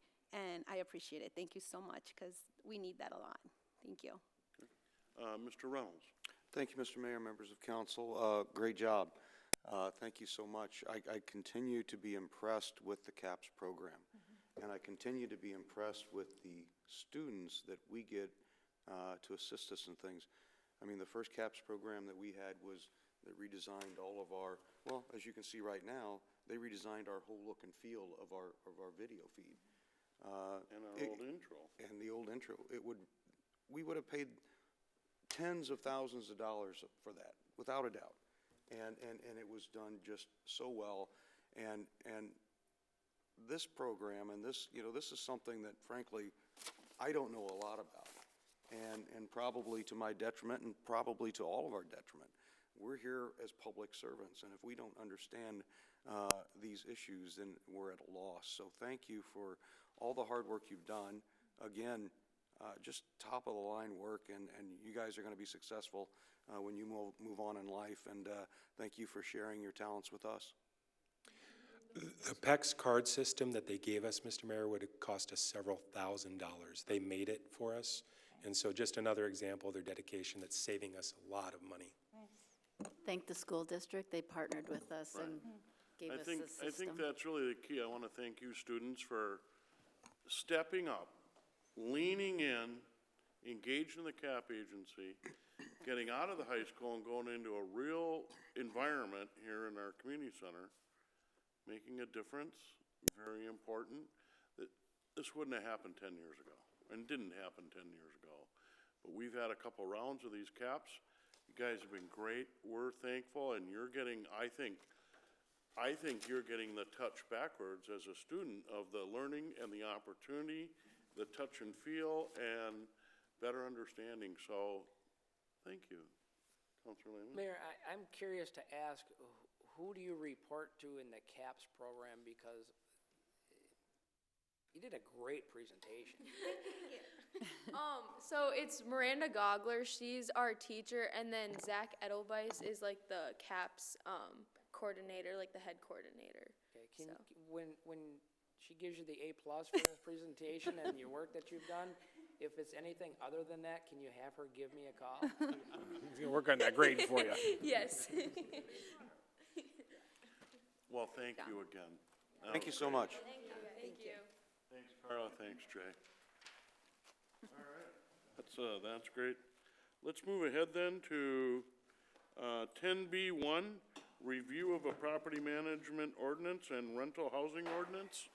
And Michael will present when he gets ready here.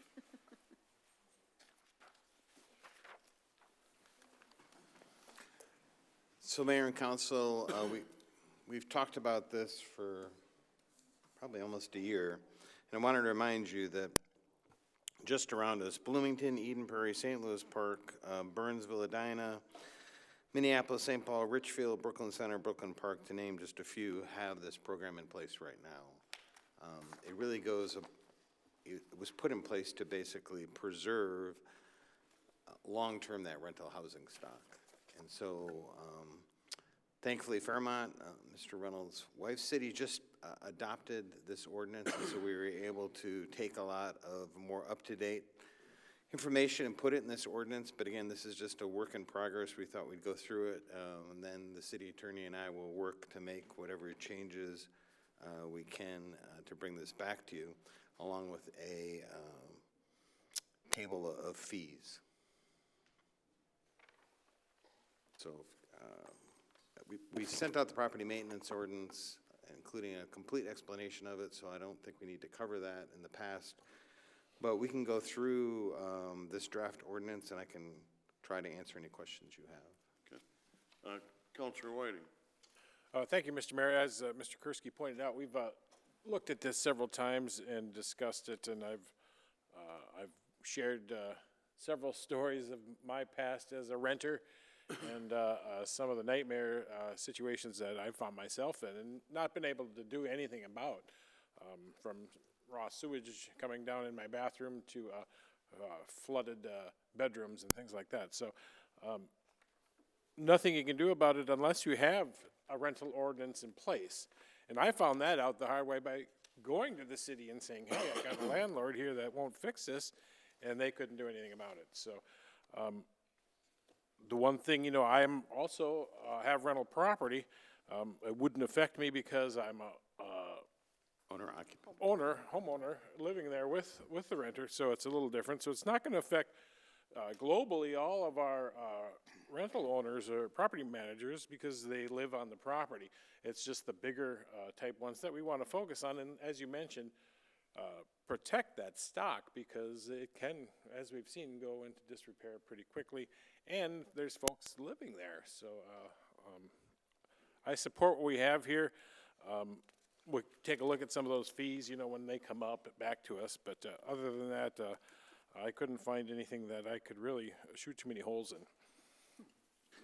Mayor, I wanted to just find out today, so Alyssa Olson that you've all met that works as our senior planner in Parks and Long Range, we were talking about this today, and she said, you know, I own a property that was a rental property, and the only reason I was able to buy it is it was in such good shape because Minneapolis had really clamped down on the single-family rentals. And so she said, when I moved in, she said there were very few things I had to fix because they've been fixing things up every year. And that property had been a rental property for 18 years. So that's the other thing you'll see is that some rental properties, particularly single-family, will revert back to single-family. The biggest number of calls we actually get are single-family homes that are being rented in this community. And we had one the other day, and the front person, you know, had to basically, after 20 minutes of listening, had to say we don't currently have a program in place, but it was a single-family home, and it's being so cold out, the furnace wasn't working. And so they had called their landlord, and they said, you know, not my problem or whatever, and so they were desperate because it was in the single digits outside, and they didn't have a furnace. Councilor Contreras. Thank you, Mayor. I too, believe me, I read page by page and piece by piece because I wanted to make sure that we do have something in, you know, set in stone. Someone can do something about it, because I have gotten many calls, emails, text, everything. What do I say? It's like, yeah, I can just tell them what to do, but obviously there's no one who can back me up or back up what they're doing. So I just had a quick question, because I kind of spoke to you a little bit before. So in the rental housing unit complaint procedure, so if someone wants to, here's my question. So how would this be maintained confidential, right? Confidential, since rental housing will be inspected, right? Will there be multiple inspected, so there isn't like, oh, you called, you're the issue, and then be kicked out or something? How will that be handled? So Mayor and Council, the program operates kind of at two different levels. Okay. Every unit over a period of 3 years will get inspected at least once. So if you had a 3-story building, the third floor would be the first year, the second floor would be the second year, because it's not physically possible to have people inspect every single unit all at once.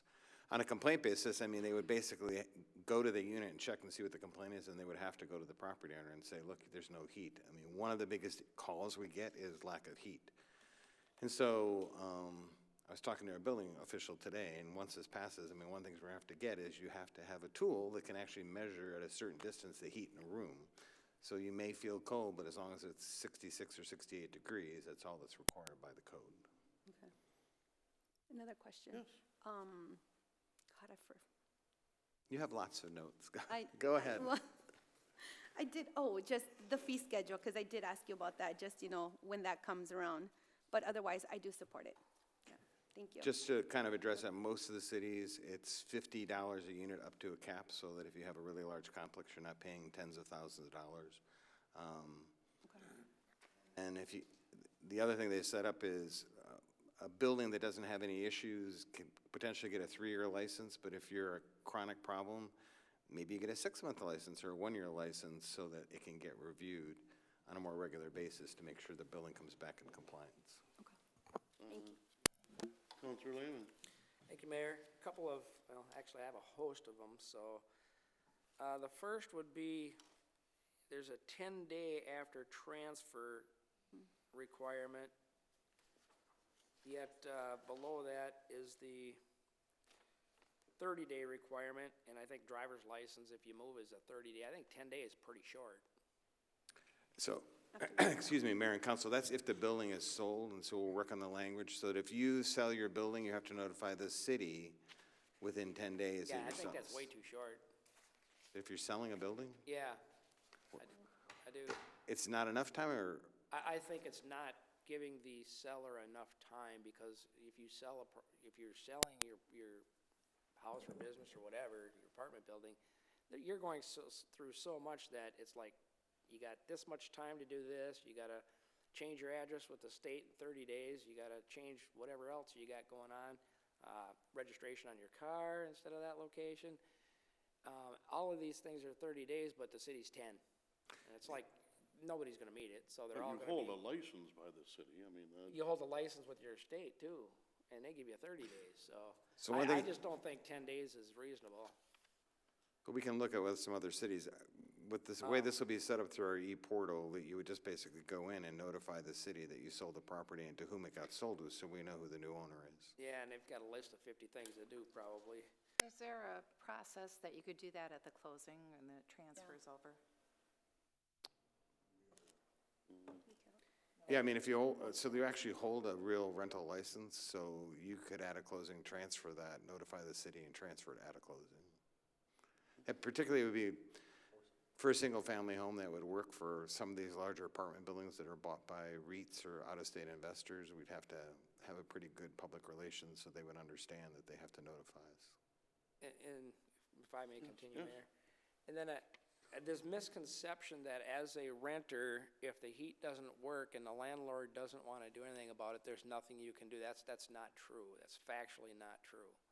You can contact the landlord or property manager. If they don't want to do anything about it, you can go ahead under Minnesota state law, call a contractor to come fix the furnace, pay the bill, and you get the right under state law to withhold some of your rent payment, pay them partial rent, other half is going toward the bill, and as long as you document it all and show them, that's what the state law says you can do.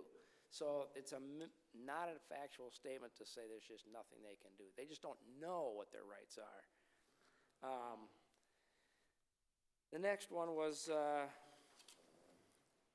revoking, suspension, denying. In here it talks about if there's, you know, a violation that's not remedied. Councilmember, if you can tell me where you are so I can pull it up here.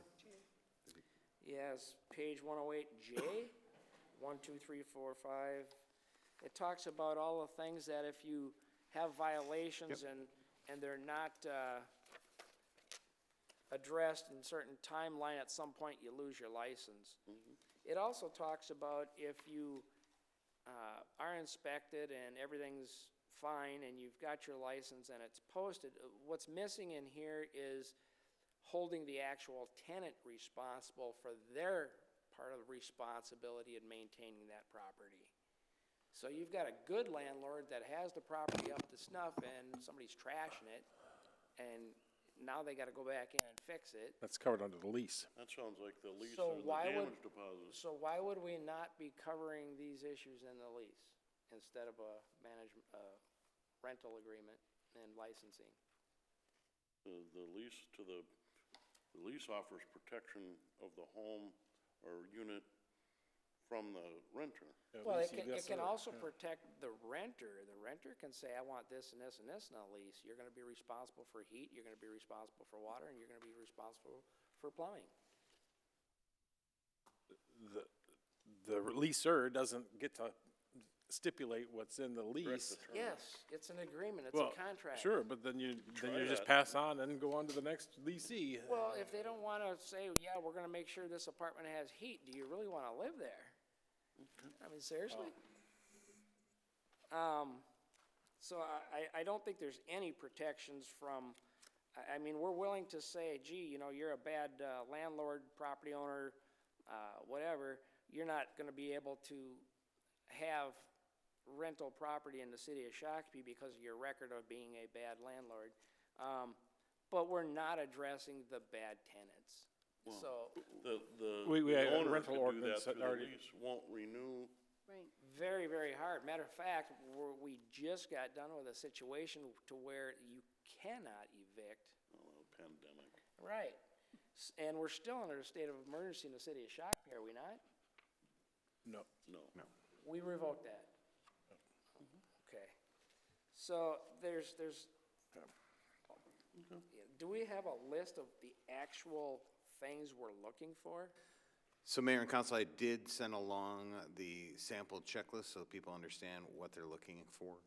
So for instance, every building's public space, community space gets inspected every year. So that's the lobby to make sure, for instance, the front doors close.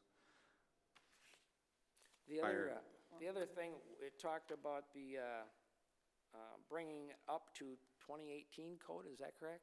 That's our current code. Okay, so if you have an old apartment building that does not have sprinkler systems, and they have to, No, so the 2018 is the property maintenance ordinance that we use. It's not the building code. So the property maintenance, you got a copy of that with chapter and verse and how it's interpreted. That's the main code that we use. so we're not gonna make an 1800s apartment building put a sprinkler system in, which would, No. okay. Which is not allowed by the state laws, so. Legal non-conforming. Yep. Council Brennan? We have a fee for an inspection, and that's the inspection at the first year where they're doing the building inspection. So if there was a remedy that had to occur, would there be another fee that's Yep, there's, assessed? Mayor and Council, there's a re-inspection fee, so if it's something minor, they wouldn't charge that, but if you go into a unit and appliances don't work, there's no running water, whatever the bigger issues are that are gonna require, an inspection, they'll come back, and most cities actually have a growing scale, so if they come back and nothing's been done, it's $100, and it goes on, and if you'll remember, 3 or 4 years ago, I think it was Minneapolis, had one particular property owner that owned 4 or 5 properties who didn't do any of the repairs over several years, and finally the city revoked his licenses for all those properties. Council Brennan? there is, I don't know where it is, but it talks about with the owner can go to the appeal. Board of Adjustment and Appeals, Is yep. that the Board of Adjustment Appeals? Okay. So what happens if, it goes through the process where if the Board of Adjustment and Appeals denies the request of the property owner, can it come, does it come to us then? Then goes to the city council, and if the city council doesn't do it, the city attorney can tell me where it goes after the city council. I can't remember which court it is. Okay. One more question. We have the multi-unit crime, Crime-free housing, yep. multi-housing crime, and I know that we have recently seen a list of the 10 top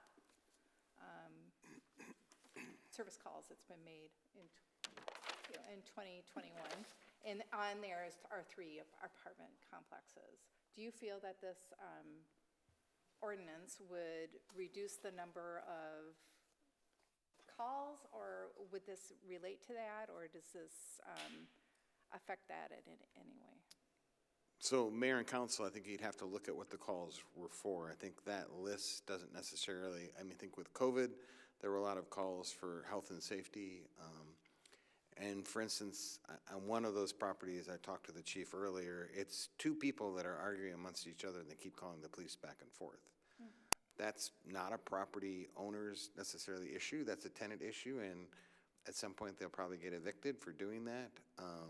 So you can't ding the property owner, but if we included that addendum in the property rental housing ordinance that they have to comply and use that lease, because if, for instance, there's a chronic drug dealing in the halls or whatever, and you can see from the calls for service, that's when, right now, when we bring someone in, we sit down with the city administrator and the chief of police and we talk about these problems, everyone says, oh yeah, I'm gonna work on it, but we don't really have any teeth in it. This we'll be able to say to them if it's that kind of a criminal problem. If you don't do that, we're going to start fining you, and we're going to bring you before the Board of Adjustment and Appeals and the City Council, and you potentially lose your license. I think that that's a pretty big incentive to actually do something. Okay. Councilor Whiting? Thank you. I believe that was the hole in the crime-free multi-housing ordinance, was the fact that there was no teeth, and there was really, it was kind of a voluntary, I think maybe the bigger ones that had issues had to sign into it, but correct me if I'm wrong, but. Yeah, Mayor and Council, you're correct, and there is one of the older properties that's on that list that probably has some real crime problems that we'll have to address through this process. But I think that this will give us kind of some teeth to actually bring them in. When we bring them in, they won't shrug their shoulders and say, I'll try and do better. They'll actually have a path forward for corrections that they'll have to make. And I think some of the issues that Councilor Lehman was bringing up may have been covered in that crime-free multi-housing, at least from a tenant's point of view, where they should be rolling anyway. Thank you. I think this is a long time coming for our community as we continue to grow. We're a town of almost 44,000 right now. We're building new apartments. There's still a lot of existing apartments. I understand the top 20 list. I've been watching it for, a long time in our community. And I do understand that not every call is a tenant issue, but I do understand that if there is some illegal activity, the calls may be for that. We may see a reduction. But many years ago, there was a famous case in Burnsville about an apartment, and the city didn't have a rental ordinance, and it took them forever to get that property straightened around. There was a huge case just a couple years ago in the city of Minneapolis, one of the largest landlords out there. And, with 3 clicks, Hibbing renters call on the city leaders for landlord accountability. Columbia Heights revokes license of corporate landlord evicting renters. Roseville revokes another rental license. So communities are stepping forward, stepping up for the protection of the residents that live in the community that rent. You know, one of these is, I just said it, was corporate ownership. There's been articles in the housing aspect about during the pandemic and the recession back years ago that corporate companies are coming in buying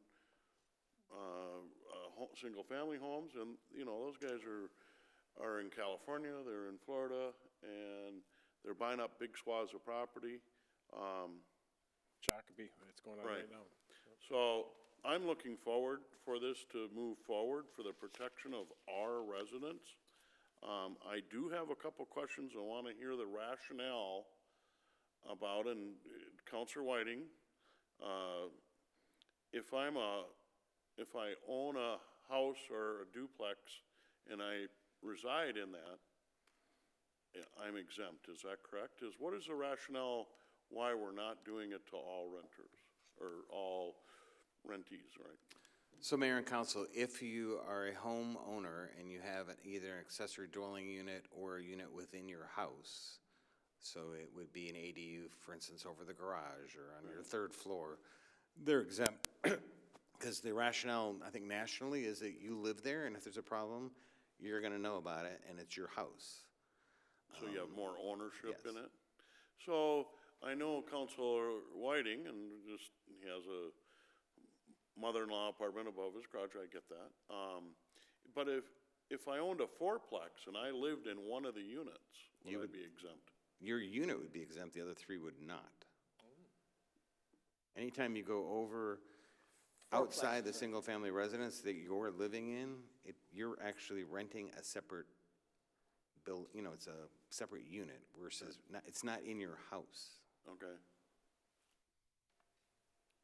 That's pretty typical. I mean, I think to address Councilmember Whiting in your comment, I think we have a lot of either individually owned or corporate owned townhomes here and single-family homes that have been purchased since 2008. Because if you start looking, you can see the corporate names on some of these townhomes. They were bought through the recession. And typically from the articles you've seen, they're not very responsive because they're not here. They're in Las Vegas or California or New Mexico.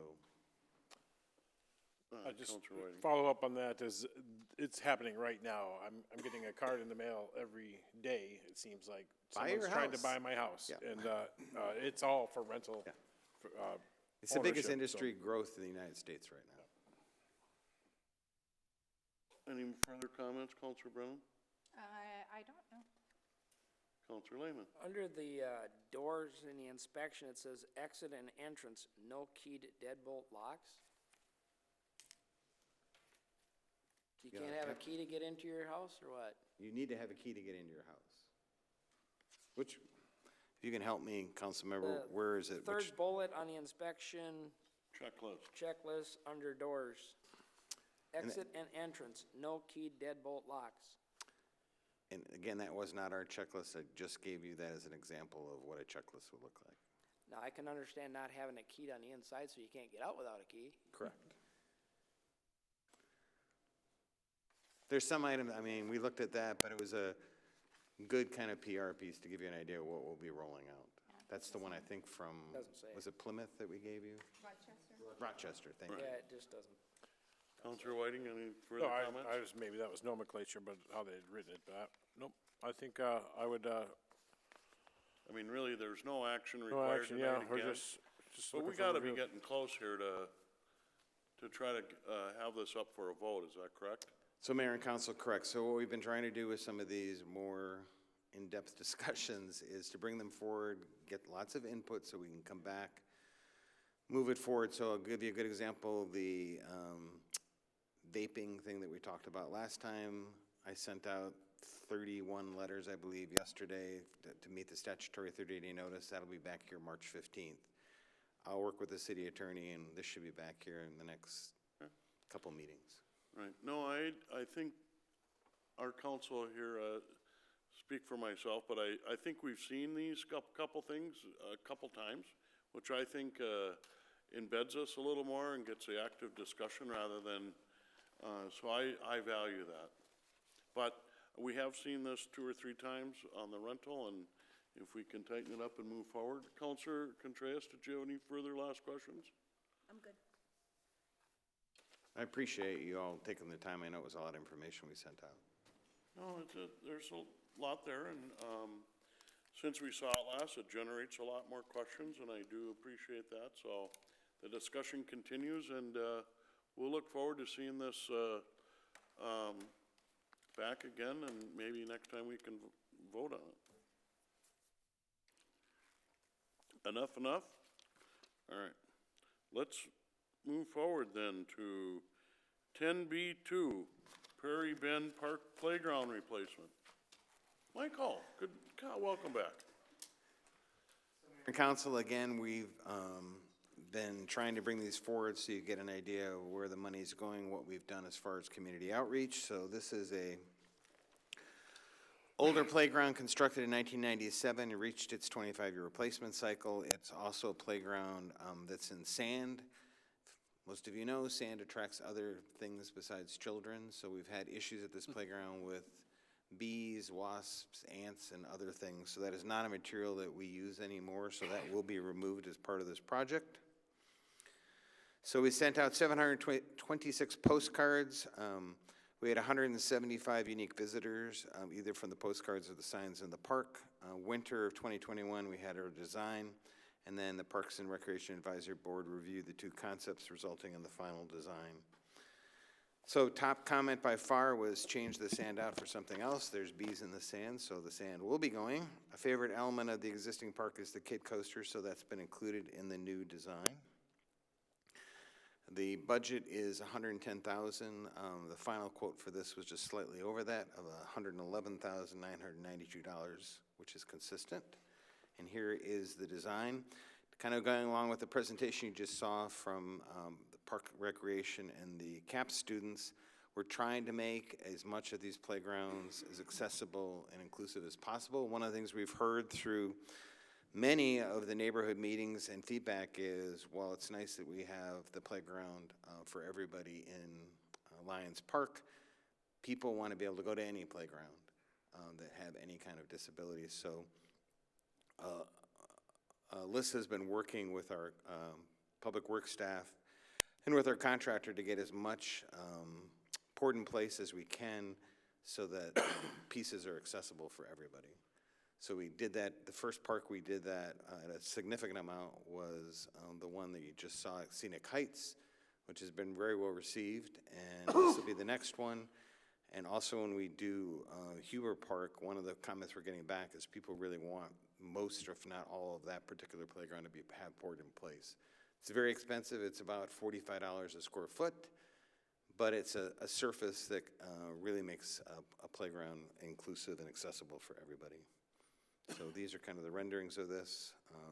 And again, we're trying to make our playgrounds a little bit more adaptable for all ages. So we have stuff from swings to smaller children to larger children so that everyone in the neighborhood can use these parks. So we're asking for adoption of the resolution accepting a quote and awarding a contract in the amount of $111,999.60 to St. Croix Recreation Fund Playgrounds for the Prairie Bend Park Playground replacement. Michael, thanks for your presentation. Comment, questions? Councilor Brown? I toured the parks this summer, and Prairie Bend was on one of the ones I stopped at, and there's a lot of benches at the playground at Prairie Bend, and it doesn't show in the diagram that they're staying, and will they be staying, or will there be replacements? I believe Alyssa's working with the public works staff to repaint those so they match the current playground. Okay. More? Was anything else or any other comments made regarding the park? I know that they have a really good usable tennis court there, but there's also this backboard that's at the park, and there's no field. I mean, there's a field, but it's not like a ball field. And is there any time that we look at that to see if that is still necessary to be at the park? We'll bring that up, council member, in the next parks meeting that we have. One of the things that we're probably going to be removing from this park is the horseshoe pit. Mm-hmm. It's right up against two backyards. It's not used, and it's basically a weed pit, and we're finding that there aren't a lot of horseshoe players left, so we're gonna try and do kind of a world-class horseshoe pit probably over in Lions Park and start removing them from some of these parks because they literally are in people's backyards. More questions? I do have one more question. We've been looking at the wayfinding signs, and the park signs were included in there. And our hope was to incorporate those new signs when we approve them in the new parks as we redo them. So it's. So Mayor and Council, where we're at is we have a sign contractor that the city has used for years. But as one of you asked today, what's going on with the downtown sign, that's our same question. So what we're gonna do is put our sign packages back out to bid because clearly they're not being very responsive, and see if we can get some better pricing. Because we have a final design that you all approved, and we have park signs that need to be put in place, but we cannot currently rely on our existing contractor. Okay, that's all I have. Councilor Lehman? 2 questions, Mayor. First is what, the sand-held bees and stuff, what is the bottom stuff made out of in this proposal? This is mulch. Wood mulch. Yes, and the city engineer can give you a better description of what kind of mulch it is. It's a special. Good evening, Mayor and council members. It's, we call it an engineered playground wood mulch. So it's not the wood mulch you put in planting beds. It's cleaner, it's more uniform. So we specially buy it, specific for playgrounds like this. And we have pretty much an annual replacement of this wood mulch. So it's pretty typical. You'll see a wood pile mulch. Where am I sitting? In the back of our public work yards. Several times a year, and that's what it is. It's to replace it in our playgrounds. So it doesn't have the bee issue like sand? We only experience that when we have sand in the playgrounds and sand areas, yep. And then the second question is the actual structures themselves. Have we vetted the company? Longevity is 20, 25 years. Somewhere in there, you might need a replacement part or piece. Yep, Mayor and Council, so the company that we're currently using is on the state contract.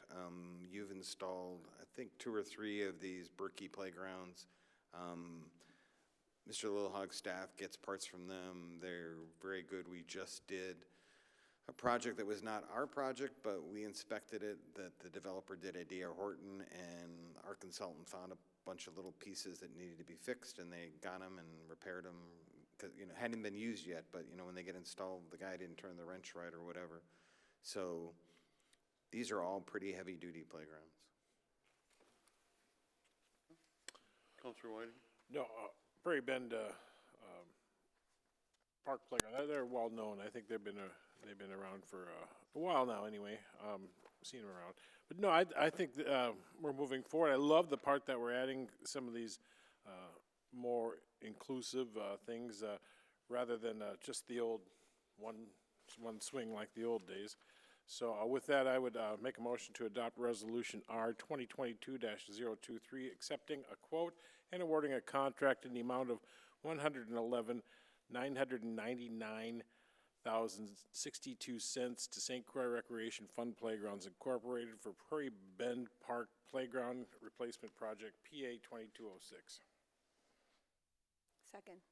I have a motion and a second. Councilor Contreras, did you have a question of staff prior? No, it was, thank you, Mayor. Is the mulch the same one like the schools have in their playgrounds? Sorry, should that go to Steve? Is the mulch that we use, there you go. Mayor and council members, I don't set foot in the school playgrounds, but if it's a wood mulch in the school playgrounds, it meets the same standards. Okay, thank you. A couple comments. Every one of these parks that we come by or that come before us, the engagement in the last 3 or 4 years has been unbelievable. Yep. That's really a value in our community to outreach and get that input. Personally, I guess, kind of surprised there's no teeter-totter, monkey bars, or one of those heavy metal spin things that we used to get going around and around, and then. How about the spring that you can rock on? But I think as we grow and age as a community, these playgrounds, I remember when Prairie Bend opened and it was kind of a big deal, right? And the development and the park, and It's, to me, you were talking about getting older here just earlier. Yeah. And wow, here we are again, but those are my comments. And Mayor, I think from a staff standpoint, it's good when we do playgrounds like Scenic Heights, that was a very tired and small and dangerous-looking kind of playground. And we go to the new version where there's more accessibility, inclusivity, and it's got a lot of dramatic things that, you know, kids really like. Right. The feedback we get, I mean, they call Alyssa and thank her for getting the playground in. I mean, it's Well, even as pretty we talk fulfilling. about the mulch and the base, right? Yep. I don't know. When I was growing up, it was that P-rock, you know? When you fell off the monkey bars or the spinning around, I mean, you know, you got a mark of honor. You know, and then we came across with the wood chipped, you know, and that would, you get a sliver on that, and I know that we had rubber mulch and, you know, made of tires and colored and out of variety, but then those turned out to be problematic. And here we are going back to now engineered mulch, as I just heard, very unique. And I do understand the inclusive, product that's over at Lions Park is very expensive, so. But motion on the table and a second, further discussion? Discussion, all in favor, say aye. Aye. Aye, those opposed, motion passes, thank you. Thank you very much. All right, let's move forward to item 10C1, the catalytic converter possession ordinance. Chief Tate will present, welcome. Evening, Mayor, members of council. I'm excited to propose ordinance number 2022-004, an ordinance amending Shakopee City Code by adding section 130.49 dealing with catalytic converters. I don't have to tell you if you paid attention to the news. It's been well over a year now. Both major papers and I think every television outlet's done multiple stories on the amount of catalytic converters that have been stolen, ripped off cars in the last few years. It hasn't slowed down. It's a frustrating crime, especially for the victims who are often out a lot of money when that happens. One of the things that we tried to do, or that we did do, we stole it from the St. Paul Police Department, was our painting and etching events that we had. And we have filled up every single appointment every single time we've done one of those. I'm going to knock on wood. To my knowledge, not one of those cars that we've done that to has had the catalytic converter stolen. So that's something that we're doing, hopefully in the prevention, but there's plenty of Ring doorbell footage and cameras that people have in their driveways of some of these thieves that come out and steal these. I would say it's probably about 5 or 6 times a year our officers are stopping vehicles, usually in our industrial park.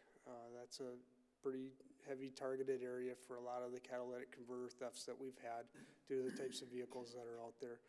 And we'll stop somebody and sure enough, they've got 2 or 3 catalytic converters in there. You can see the saw marks on it and you can see the saws.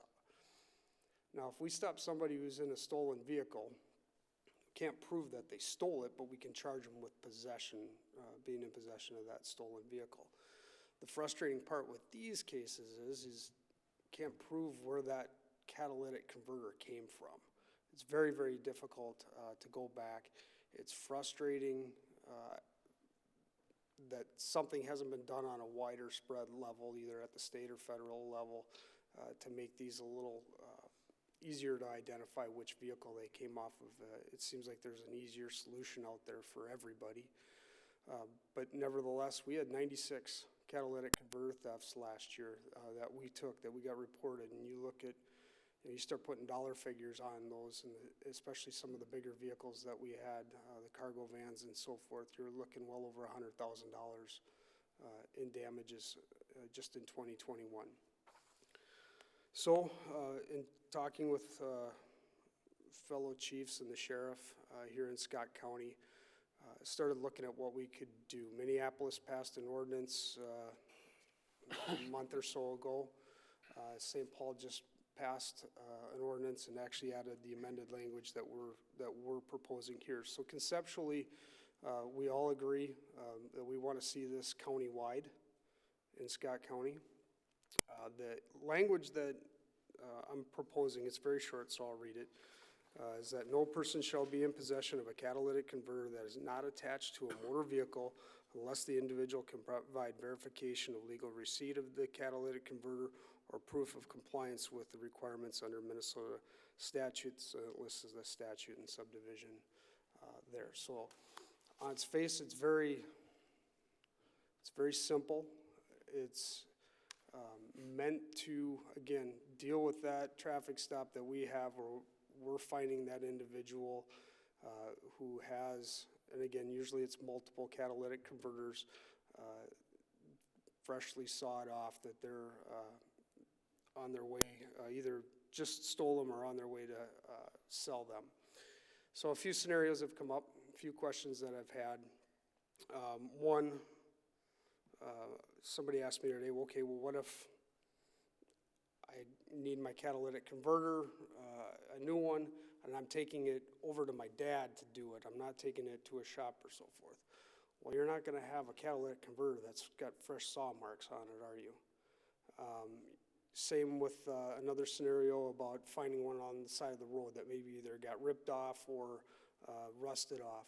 You're not going to have fresh saw marks. I look at this a lot like when we stop somebody and ask them for proof of insurance. You're required by law to have proof of insurance when asked. A lot of times we'll, oh gosh, I forgot it, it's at home. Okay, here's your ticket. They provide that, you know, they may come in the next day and say, look, I have this. Okay, the ticket is dismissed, or the county attorney will dismiss the ticket if they do that in court. So that's the whole principle of this, again, is not to not have any interference at all with lawful recyclers who are scrapping, people who are coming by them by legitimate purposes to sell a catalytic converter. You're supposed to have the title and a proper identification to even sell it to a scrapper, or excuse me, to a recycler. So they should have that documentation on there. Our officers have the discretion for that person that has that scenario. Hey, look, I'm going over to my dad's place to, he's going to be the one that installs it. It's going to be quite honest, I think it's going to be pretty easy for our officers to connect the dots on that one. We have, both the city attorney and county attorney have reviewed the proposed language in front of you.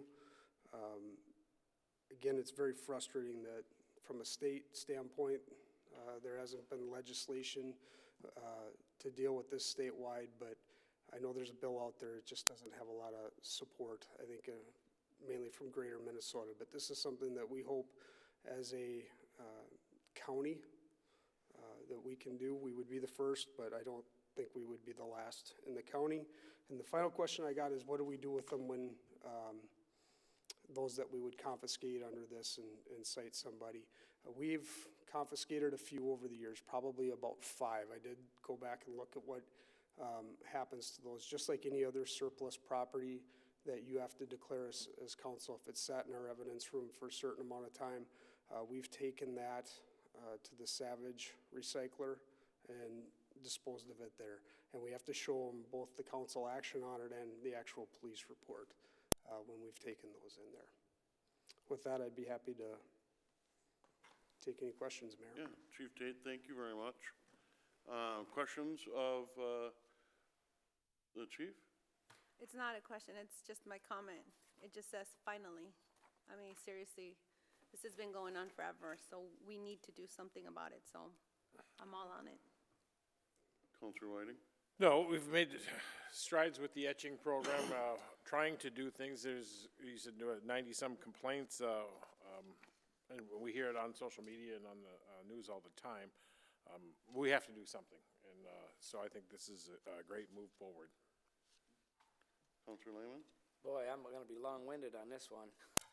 Well, there's not much that pisses me off more than people stealing other people's property or damaging their property. But here, let me put out a couple of concerns here.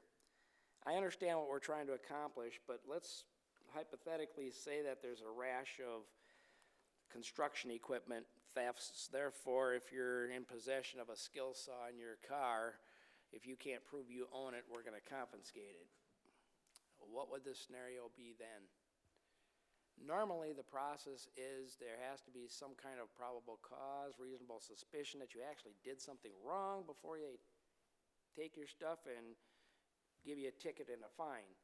In this case, we're just going to say if you got a converter and you can't prove that you're innocent, you're automatically guilty, and we're going to take it. I'm not sure I like that world in the future where anytime there's something that's a rash of thefts, anybody that happens to have one has to prove ownership.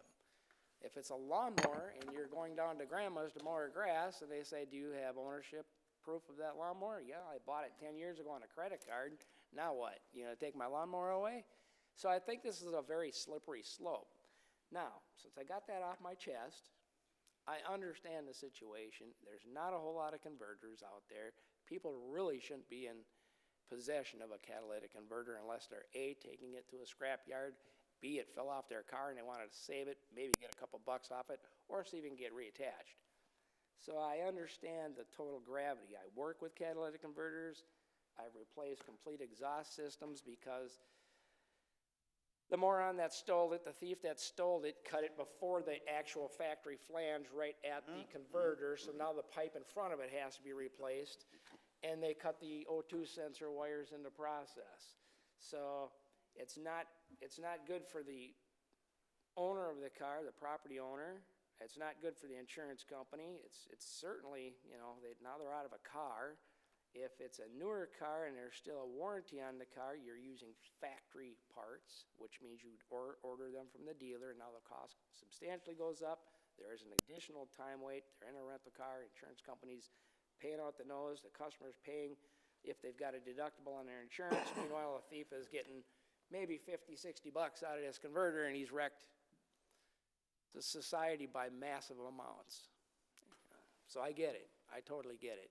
And I understand that, you know, in my profession, when I replace a converter, maybe it's missing, maybe it's clogged up, and there's a loss of power. Maybe it's lost its ability to do its function efficiently, which is measured by both a pre and after sensor, oxygen sensor. We have to actually take the paperwork that comes in a new one. It's a four thick. You fill it all out. It asks why you're replacing it. Is it broken? Is it damaged? Sometimes internally it's damaged. It's not efficient, whatever the case is. We have to fill that out. One copy goes to the feds. One copy stays with the converter. One copy goes in our filing cabinet. One goes with the customer's work order. So we have all these things to do. And this, you know, the scrapper gets that after we hold it for 15 days, which is required in case it has to be inspected to make sure that we're not lying about it. So, you know, I read this, and basically what we are saying here, and I'm going to word this the way it is, and it's just going to sound really crazy, but we are now going to call the potential thief a scrapper, a legitimate scrapper, and make them follow the same rules as a legitimate scrapper instead of calling them a potential thief. I would just as soon we arrest them. I know you don't have the evidence to do that in some cases. And I just think it's a very bad precedence to say if you're in possession of something that just happens to have a history of getting stolen, you have to prove. No, I don't have to prove. You have to prove I stole it and it's not my property. The onus is on the government to prove guilt. It's not, we are now changing our society's underpinnings to you have to prove your innocence, not having the government prove your actual guilt. I understand the argument that it's like getting a breath test on the side of the road. Not a fair argument. You actually have to have probable cause and reasonable suspicion through a field sobriety test to think that they're under the influence before you can proceed to that level. In this case, you don't.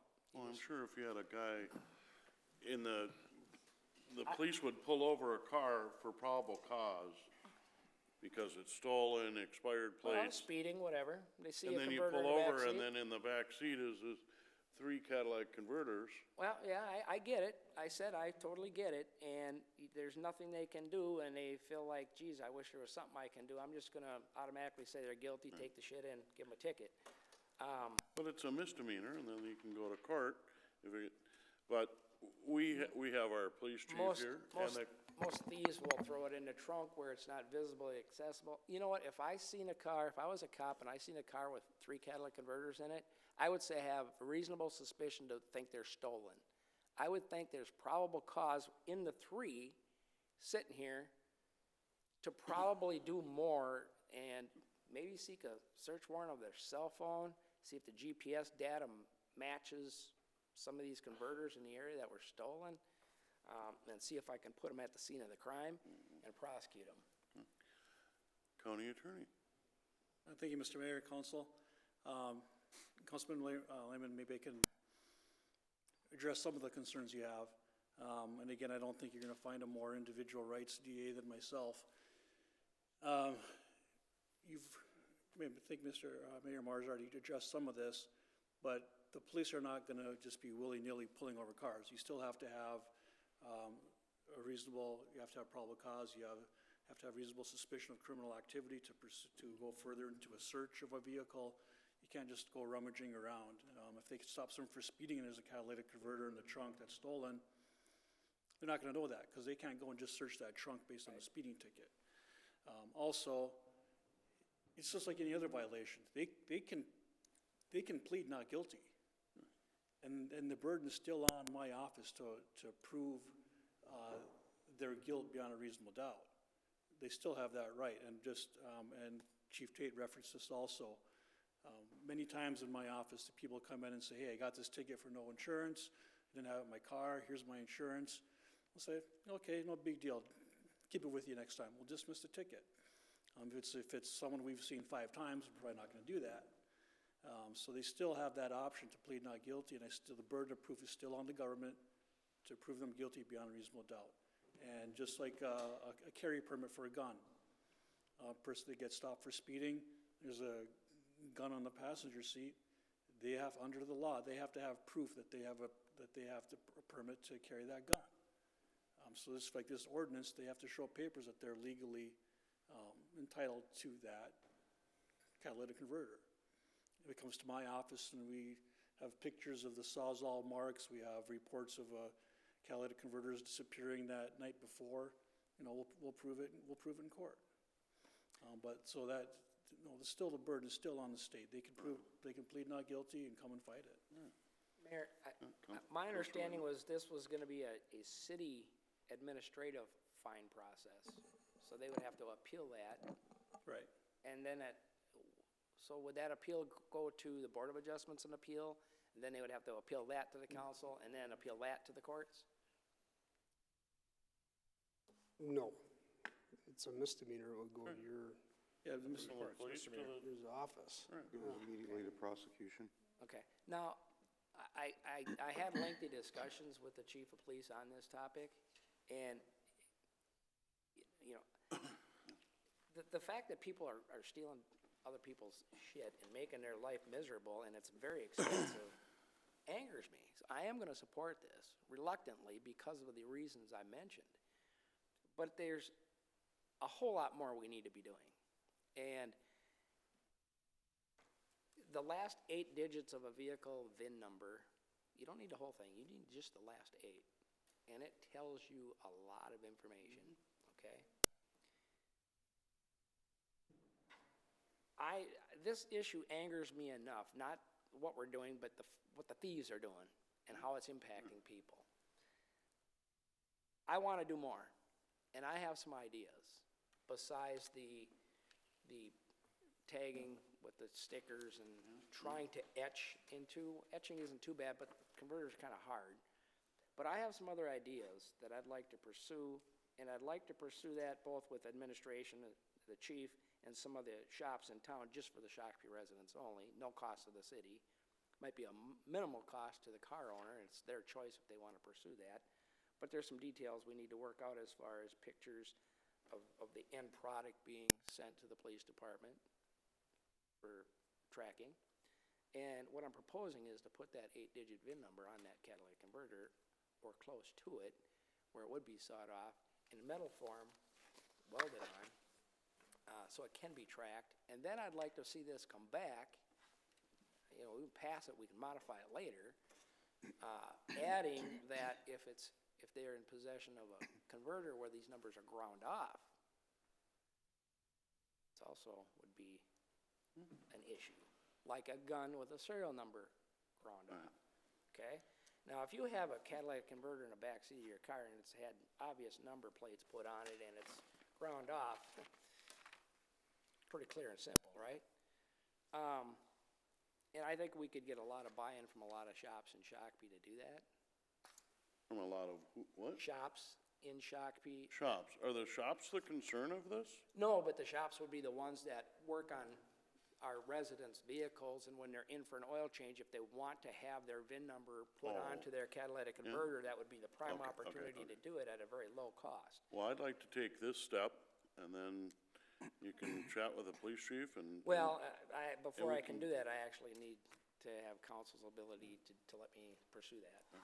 Well, let's try to one step at a time, and I appreciate your comments, because it misdemeanor, and it goes from the cops, and it goes to the county. I think this is one step. 96 were stolen in our community last year. It's not just our community, it's all over. Trend, the latest thing, but I think as we sit here in our community, we need to do things that are, this is like reactive because it's happening, but help protect our residents. That's our job. They're stealing the cars now, too. Well, and they steal the cars.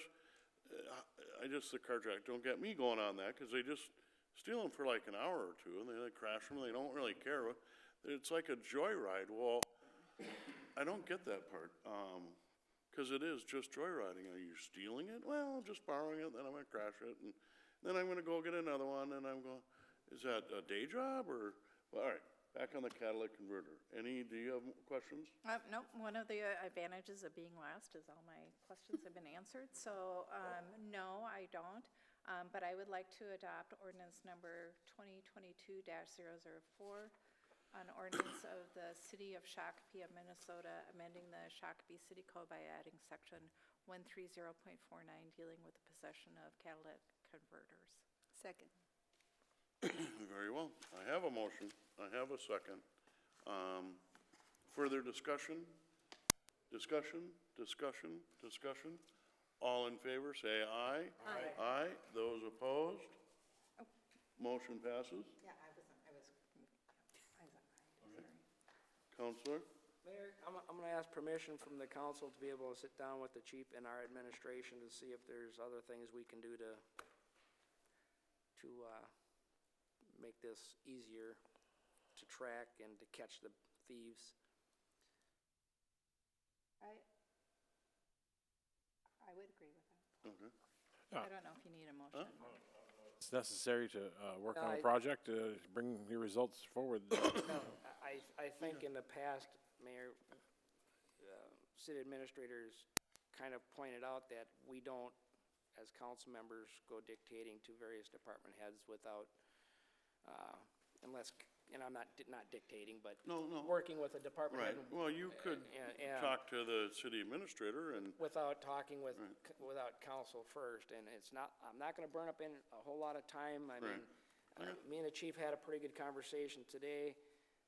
I think we as a city should probably put a resolution together, a simple resolution to the state and the rest of the county and other cities that, we should be asking our state lawmakers that they should be asking their federal counterparts to require the automotive manufacturers to put their VIN number or the last 8 on the converters at manufacture. Right.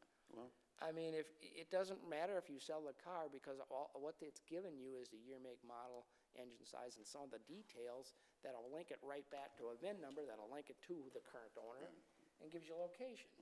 So You can contact our federal delegation. But in the meantime, to protect our residents, if I can talk to some of the shops and kind of come up with a plan on how we can do this pretty simple at a low cost, it's up to the consumer if they want to purchase that and have it done at their routine services. We could take a picture of the end product. We could give the customer a copy of that on their phone or whatever. We can forward that with their permission to the police department. Now they have it for that consumer with the number on it and a picture of what it is. They can match things up as this progressive. It makes everything easier, and it's all voluntarily, and it's free to the city. Counselor Brennan? Is it okay with Mr. Reynolds if Mr.? Yeah, no, absolutely. I think there's some great ideas, and I also like the idea of, and this is something that we probably should look at through our state state association, but specifically talking about requiring the VIN number on it, and you know, that's something that we can't do, but that's a great idea, frankly, and you know, I'll bring that up at the next LMC meeting. All right, fair enough. Great, thank you. Good discussion. All right. 11A, we have a city bill list in front of us. Questions, comments on that? We did vote, right? Mayor, Yeah, we did, 5-0, yep. you did all voted? Okay. There's some cute confusion over here. All in favor, we voted, and then the follow-up was the act of direction. Okay. Did we do that? Chief, I'll We did. You want to vote again? Aye. Aye. put it on it.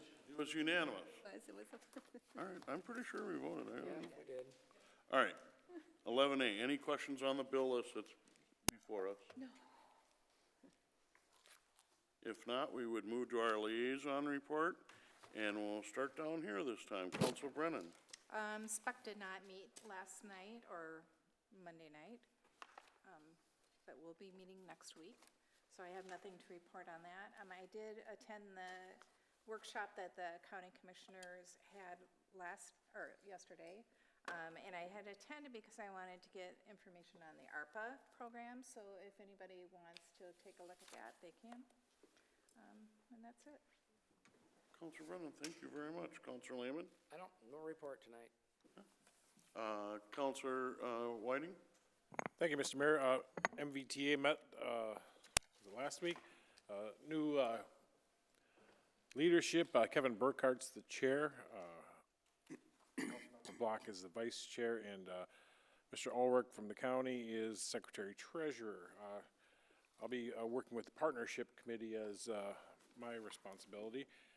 So we're looking at that all system-wide study and kind of taking a look at some of the preliminary scope that they've put together and what's going to be going into that study. So nothing yet, but just like our Zambonis, the buses have been doing wraps for quite a while. So our latest bus wrap is kind of a thank you to us and our drivers and things like that. So MVTA kind of thing. So.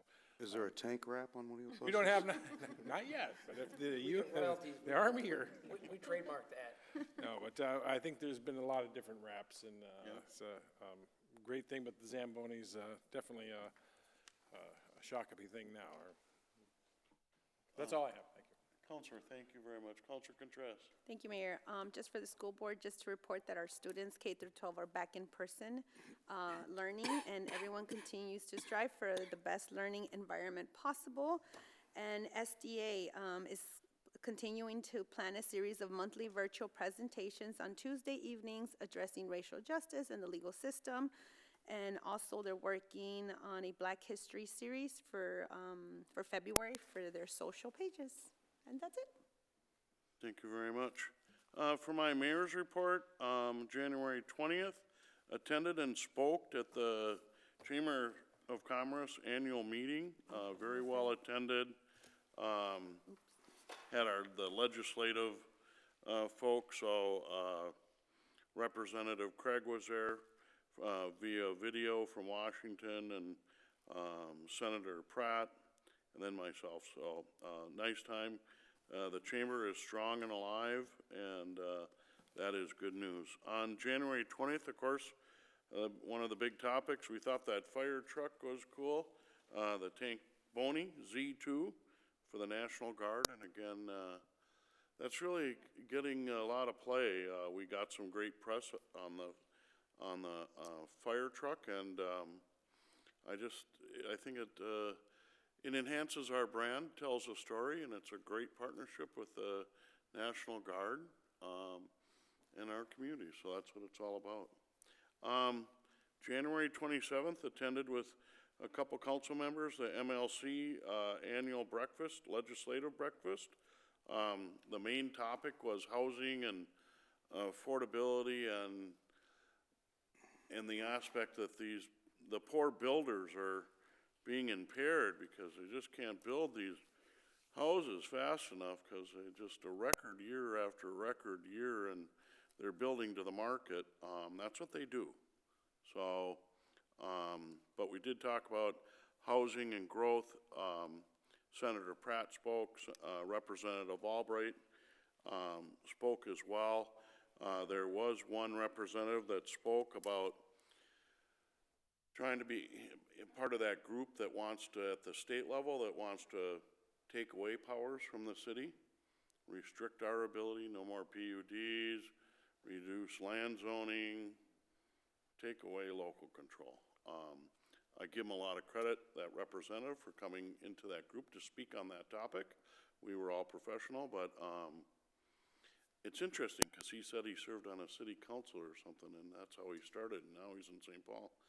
And I always look at those folks that want to take away local control as, what happened? You crossed the river and into St. Paul and you had a lobotomy and you forget where you came from, because I'm really opposed to. You should see what happens when they get to Washington. Yeah, but I'm really opposed to the efforts of the Builders Association and several representatives continuing year after year to push that narrative that the cities are impairing building. It just it amazes me, but it was a good discussion, and we also had, again, I think for the third year, we had sheets from all the member cities of the MLC, one-pagers outlining an average house in their community, different communities, Minnetonka and et cetera, and Shakopee is one of them. And it showed a breakdown of their average house for their community and what those cities' fees would be. I didn't bring that packet tonight, but maybe we could get a couple of those samples out to council. You know, most of these fees are from 3.5% to, I think, 7% on the highest of the, you know. Let's be realistic. These housing folks, the land costs, the labor, and the materials are the all three drivers of expensive houses. And again, I always come back and say, when have, you've been on the council 20 plus years, you've been on the council for a long time, I've been active in our community. When is the last time a developer has come forward at the podium asking for tiny lots to build houses at $250,000? And they want some give. Dean Lake? Huh? Dean Lake. Yeah. But they're just not doing it. And they can't do it, because I personally think they can't build a house or don't want to build a house at 250. They want to build them at 450 or 500. So those are my comments on that. I got a little carried away, but again, a little passion there of mine. Next up is the administration report. San Francisco managed to come up with affordable housing. What are they doing? In Skid Row. Oh, yeah. Mr. Reynolds. Yeah, just to kind of piggyback on the housing question just a bit. So it's land, labor, and lumber. And everybody knows that, but the builders are trying to tell us that it's not. And they're trying to say it's actually the city fees that are making houses unaffordable. So the city fees for the city of Shakopee hover around 2% of the overall cost. So let's just get rid of all of our fees, okay? Is that going to have any impact on the affordability of that house? Absolutely not. So let's talk facts. Let's not try to manipulate people. Let's actually talk facts. And that's something that the builders organizations, you know, they've got a cadre of both Republicans and Democrats at the State House who have bought in that somehow the cities are preventing affordable housing. And if any developer came in here and said that we wanted to build $250,000 houses for affordable housing, single-family homes, I know that this particular council and our staff would do everything we can to try to make that a reality. So it fires me up a little bit as well because, again, as you know, I believe that facts are important and that we should talk and make our arguments based upon factual analysis and not just what we happen to read on Facebook on a particular day. Okay, so you know, the wraps have been successful, so I haven't talked with the fire department or the chief of police yet. So I'm thinking about we need to we'll wrap a police car like as a milk truck. Let's wrap a fire truck, you know, maybe as a police car. I don't know. I think we can go all kinds of places with these wraps. So we're gonna come up with some great ideas, and Mr. Kursky is gonna get his new electric car wrapped. It's actually already wrapped. So yes, sir. What's gonna happen is one of our competitor cities is gonna come out with a Zamboni as an A10. Yeah, right. Okay? A10 happens to be the tank killer. Yep. And they're gonna do it and they're gonna use it as their branding ploy to say, hey, Shakopee's got the tank, but we got the tank killer. Yeah. And then the next one's gonna come out with something different, and it's gonna be like this ongoing thing for the next decade. That'd be a beautiful thing. It's just fun, though, isn't it? It's just been fun to see what's been happening with it, and you know, again, the innovation that to have that idea. And I can remember when Jay initially pitched it to me, and you know, whenever Jay comes in the office to pitch something, I kind of steel myself. You know, I kind of put my feet low on the ground, and I kind of put my hands on the table, and I'm like, okay, where are we going? And he told me that, and I thought about it, and I'm like going, that is a really cool idea. And then the fact that it was actually being able to pull off, well, anyway, just amazing. Let's talk about other innovations. So obviously, I forwarded to you Jeff Tate's article that he had written about how innovative we have been as a police force, and a lot of that has to do, frankly, to the efforts and the support that this city council has given them and their abilities to do some of the things that are innovative and look at policing outside the box. Including that was the gift card ordinance. Do you remember the gift card ordinance? And that was a big deal. And it was not an easy decision for you. It was a tough decision. And there was tough conversations that weren't a part of that.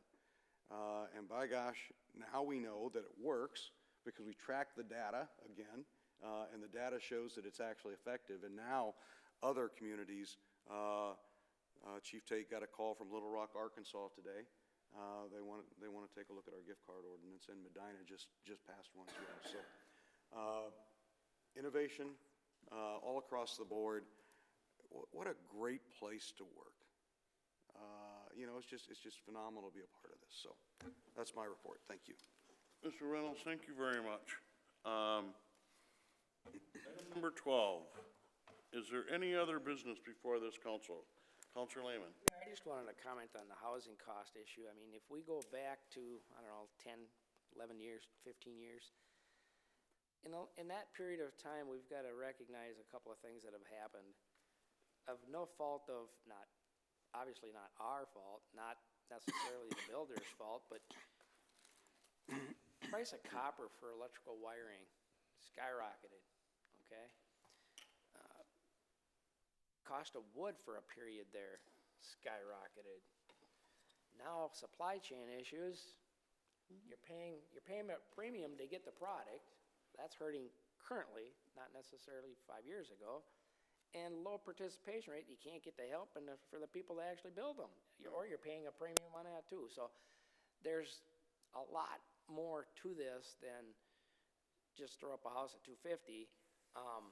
It is possible, but it would have been a lot easier prior to all these other things causing problems that don't really need to be there, but are.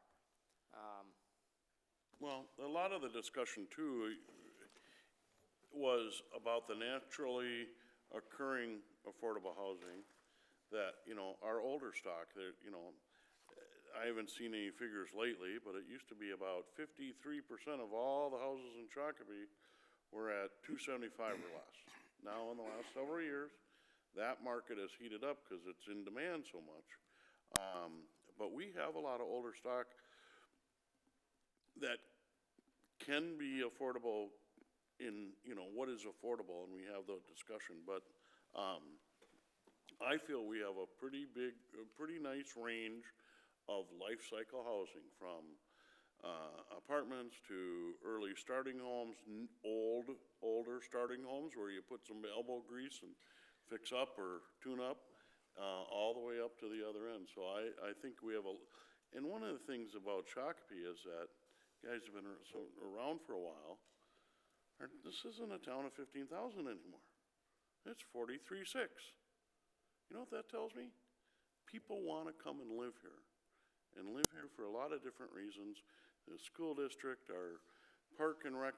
Location is key. Huh? Location is key. Location, ease of travel, our entertainment district, or getting away from maybe the issues of the bigger cities. Our crime rate is very low. I think the third lowest record on record. But I think that's a sense of pride. One of the things that's hurting affordable housing all across the country is we're seeing a house go up for sale, and we're seeing people purchasing it at over the sale price, unseen from out of town. Yeah. It's a crazy phenomenon. Yeah. It's something that you wouldn't normally do. Right. I mean, would you do that? I wouldn't, but it happens. It's kind of weird. It's a weird phenomenon considering most people are out of the workforce. I'm not sure how they can afford to do this, especially sight unseen. Well, there are people that do it. Thank you, Councilor Whiting. I'll make a motion to adjourn to Tuesday, February 15th at 7 PM. Second. I have a motion and a second to adjourn to February 15th, 7 PM. Further discussion? Discussion? All in favor, say aye. Aye. Those opposed? Motion carries. We stand adjourned. Thank you. Thanks, everyone.